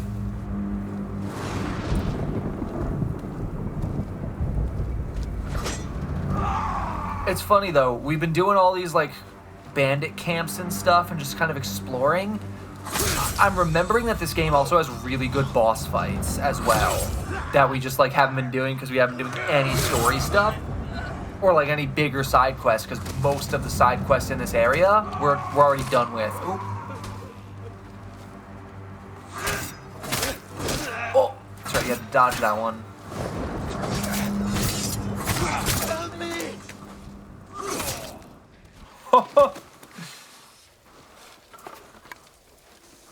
You're going to be all right. I still can't stop thinking about Stellar Blade though. Like I need that soundtrack still. Let me look that up real quick. Is that soundtrack coming out yet? I'll see that you keep it. I could use information about the Stellar Blade full soundtrack. Over the lighthouse on Kobara's coast. A fine outpost for scouting. Thank you. Of course, SEO has ruined Google, so you look up Stellar Blade full soundtrack release date. It shows you the release date of the mini soundtrack because why wouldn't it? Fucking useless internet. Where's my horse? There's my horse. Deserve the best, boy. Oh wait, hold up. Before we actually do that, I want to get rid of this yucky storm. Let's also jump in the water and wash off all the blood.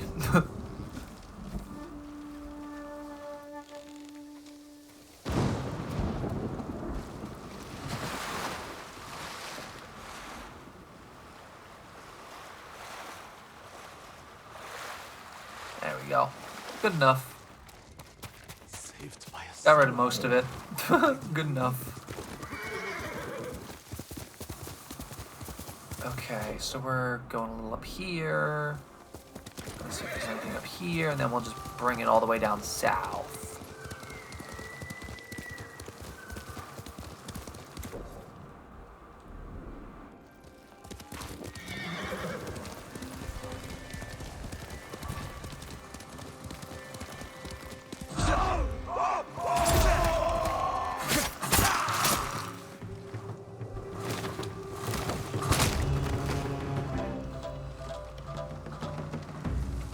Cool. I think they were after those people, so they're probably saved. Where's my horse? There's my horse. Good look. Map. Yeah, there's like nothing up here really. So I guess we head down. Just gonna take it the whole way, yeah.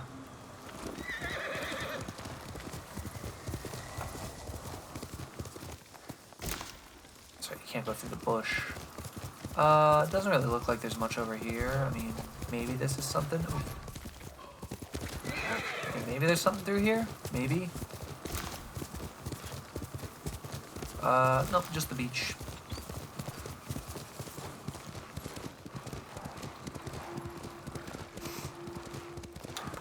Oh, there's a house there. That might be something.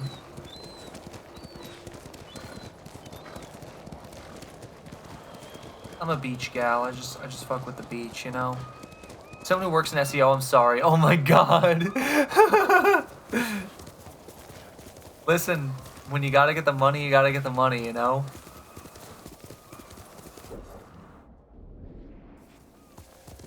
Let's go, Lulu. Oh, this might be a shrine? Possibly? Stone Dragon Shrine, Sanctuary of Susano. Ooh, cool. These dudes? Yeah. Come here and fight. That's a lot of dudes. Shit.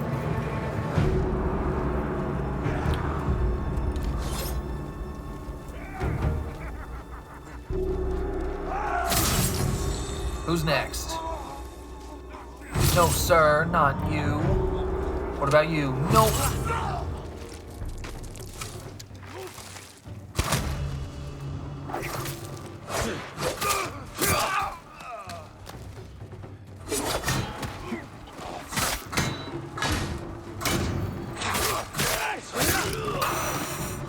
That like triple slice was crazy.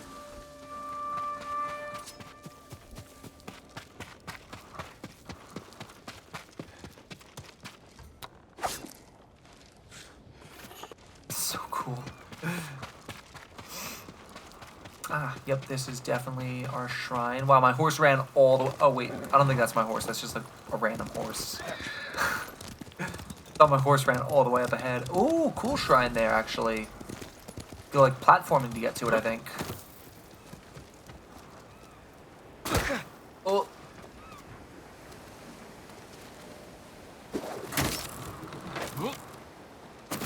Pretty cool, alright. Ooh, I thought I was not gonna make that one.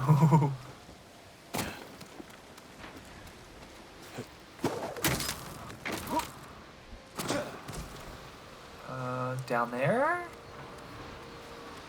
Maybe? I think, yeah? Yes? Possibly? Yeah, I think it's the right way.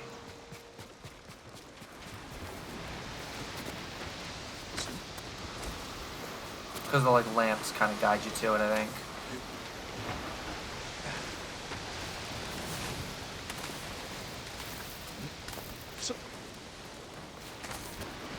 Okay, over here. Now we're gonna go over here.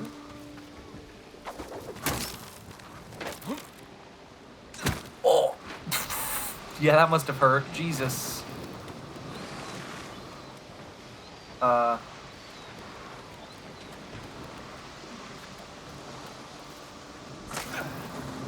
right above us.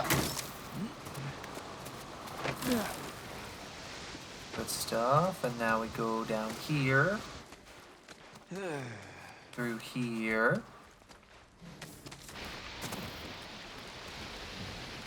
Swing. And then... what the flip? Is this the wrong way? Or...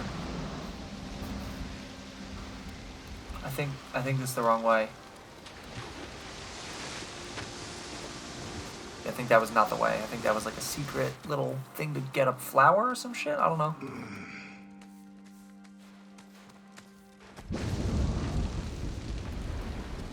Yes. The other side is the right way.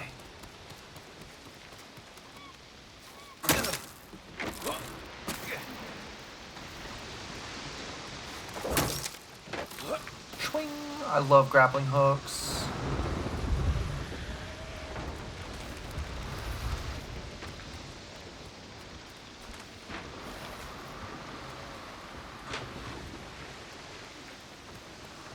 There we go.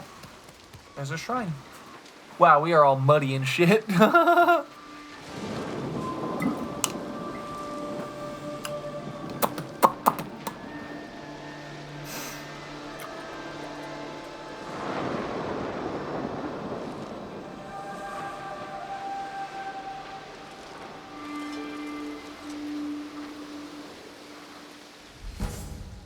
Charm of Susano. Charm of the Kami of Storm. What's it do? I didn't see what it did. Whoops. Susano was it? Okay. Staggered enemies have a 30% chance to be knocked down. What's my current one do? Killing restores health.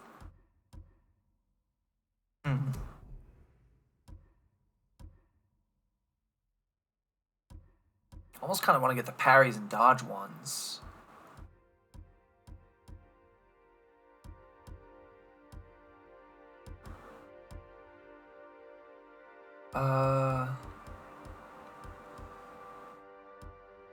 Oh, returning an arrow sounds like a good one too. What's this other one? Bonus damage while at less health. Oh, well these do not complement each other well at all. Okay, let's just do perfect parries and stuff, and just bonus damage while at less health sounds good, because then that'll let me kind of get hit by the parries and stuff, and yeah, it works well, I think, for now. Oh, big stretch. Oh, geez, that was all the way over there, huh? Okay, let's get my horse back. We'll keep going. All these places I haven't been. Let's go. Let's go.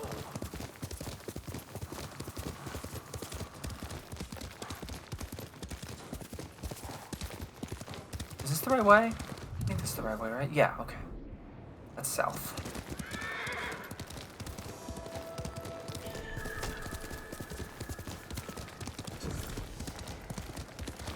Fox. The fops. Ooh. Along the cliff.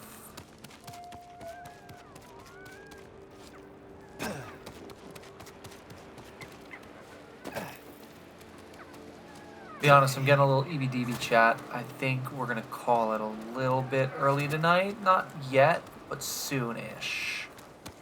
We're still gonna keep going for a little bit longer, but I don't want to like sit here and just like not yap, you know? What do we got here?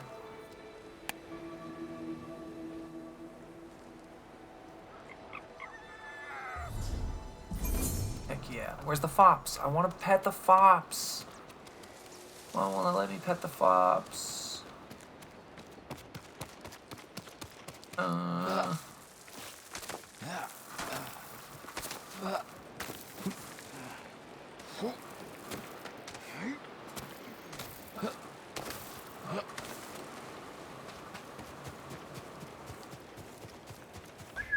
there's my horse. Come here. Closer. Can't whistle.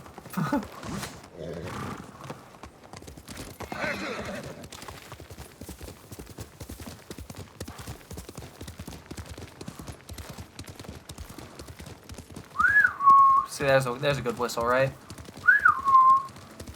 decent. Keep going down. I guess we'll have to go inward at some point too. Oh, that looks like a whole ass like town to save down there, huh?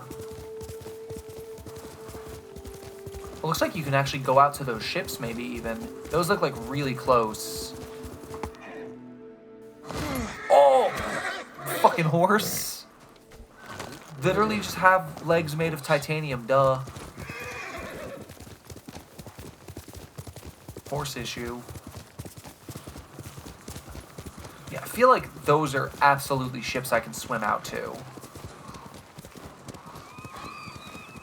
But it might have to do with the ships docked here. So we're gonna go see what this is all about first.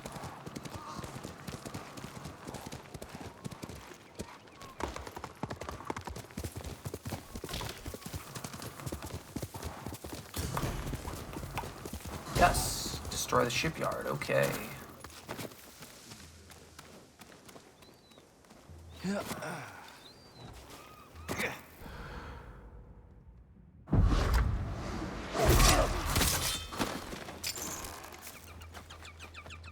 Freed a bird.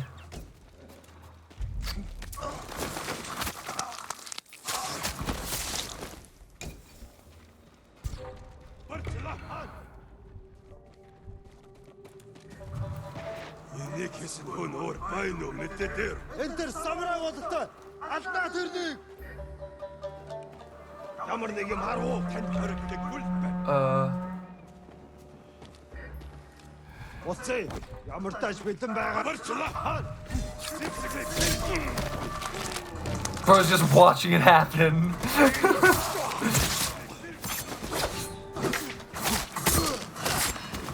God, I love how good it feels to just like get all the parries and shit out in this game. Like it just looks smooth when it happens.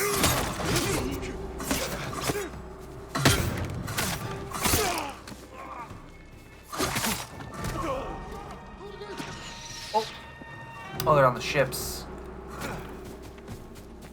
Hold up. Let me go free these birds. I also feel like I heard dudes over this way still. Yeah, I hear people talking over there. Sure enough.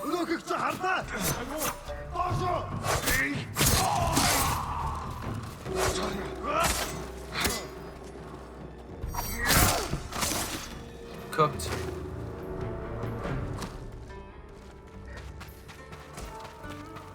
Now we go take care of the guys on the ships. Oh, there's like docks we can actually get to properly.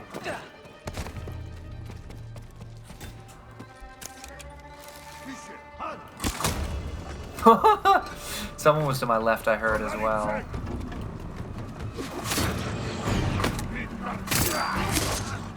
Yep. Oh shit.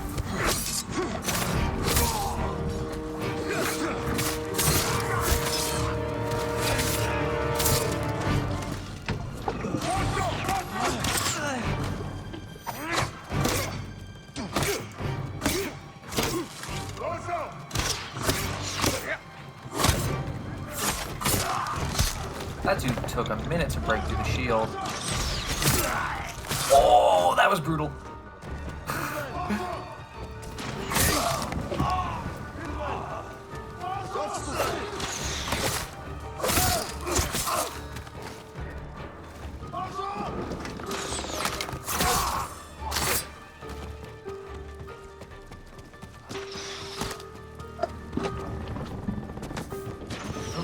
Not what I was trying to do. I feel like there's a guy like up here shooting arrows, right? No? Where's this guy shooting from?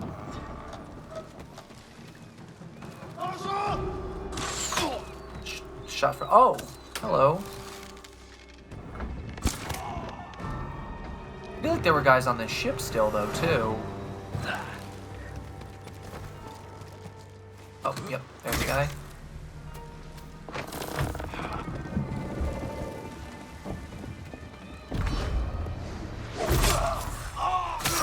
That shit went deep as fuck. Oh my god, that must have hurt. That looked like a brute, yep.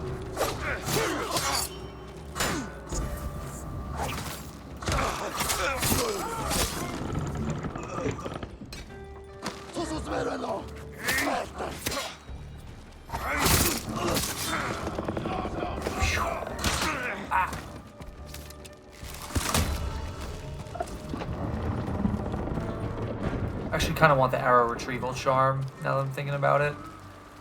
I almost feel like I should bump the difficulty higher. I don't even know if I'm on like easy or normal or what, but I feel like, let me see. Is there a way to change it? Medium. I feel like this, I feel like it's only like really easy right now because like we're basically over leveled for like this starting area since we've done most of it. But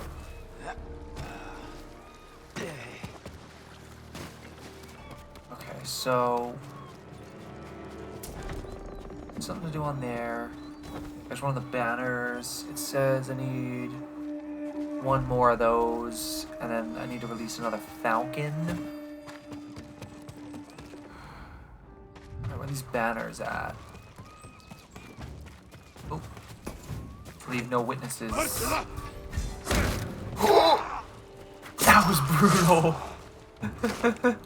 Just fucking kung fu kicked the guy. That's not a kung fu kick. We just fucking like launched him though with the foot.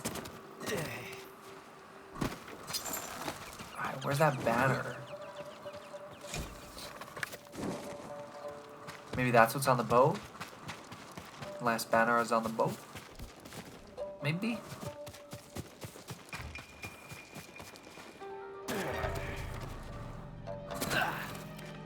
Oh god, the way the sun like blooms and stuff is so pretty in this game.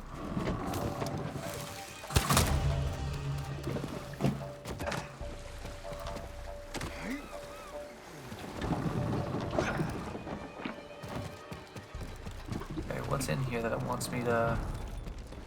Oh, the last banner. Nice. I think that's everything. Oh, no. Now we have to destroy their black powder cache. Okay. Where's that at? Right here.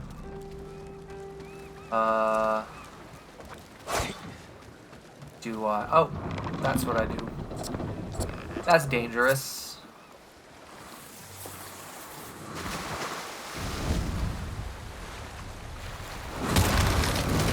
That's crazy. Oh my god, my tracking... Chat, how long has my tracking been broken? Uh-oh. VTube Studio crashed. On my phone, anyway. How long have I been not moving for, chat? Couldn't be that long, right? Am I winning? Hi, Blanket. Yeah, we're winning. We're just vibing. We're having a good time. Oh, okay. Alright, let me retrack now, because it starts tracking sideways for some reason. Cool. Here we go. Didn't notice that? It's no worries. I know not everyone always watches while they are like in stream. They just listen sometimes. I do that all the time. I'm like constantly... I have streams open all the time on my side monitor, and then I'm just like doing work or whatever on my main monitor, just kind of listening and popping over, like peeking over every now and then to drop something in chat or whatever, you know? I get it. That's how a lot of people watch streams. Oh, cool, that unlocked everything. So there was literally nothing that way except this, whatever that is right there next to the Fops Den. So we'll see what that is, and then that area is done, I think.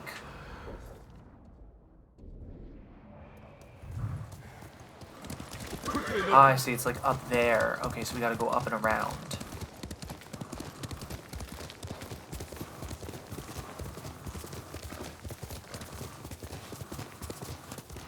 That way.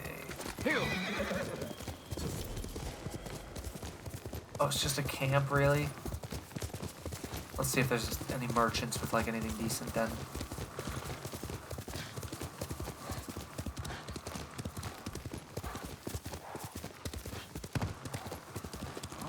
Trade is difficult in these times, my lord. What you got, sir? Same thing everyone else got?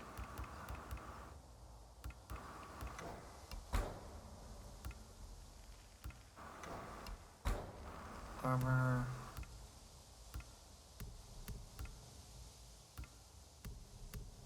Pretty much same as everyone else. Okay. I think that's probably the spot, though. Let me see. Hello. You look pretty awesome as you came in the door. Hi, Shark. How's it going? Let me see where I can kinda Send everyone. Let's go say hi to... Let me see real quick. I'm getting kind of sleepy is all. Let's go say hi to... chat, what do you want? You want Minecraft or you want Yakuza? Let's go to Minecraft. I don't know the last time I got to raid Taffy. Taffy's live right now.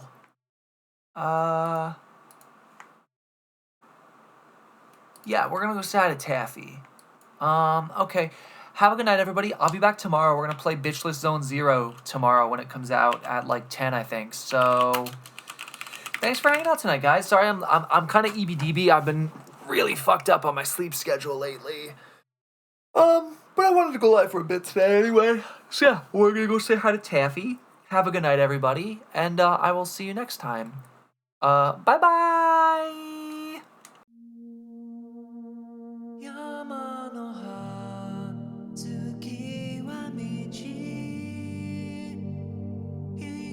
づくあなたの森夏草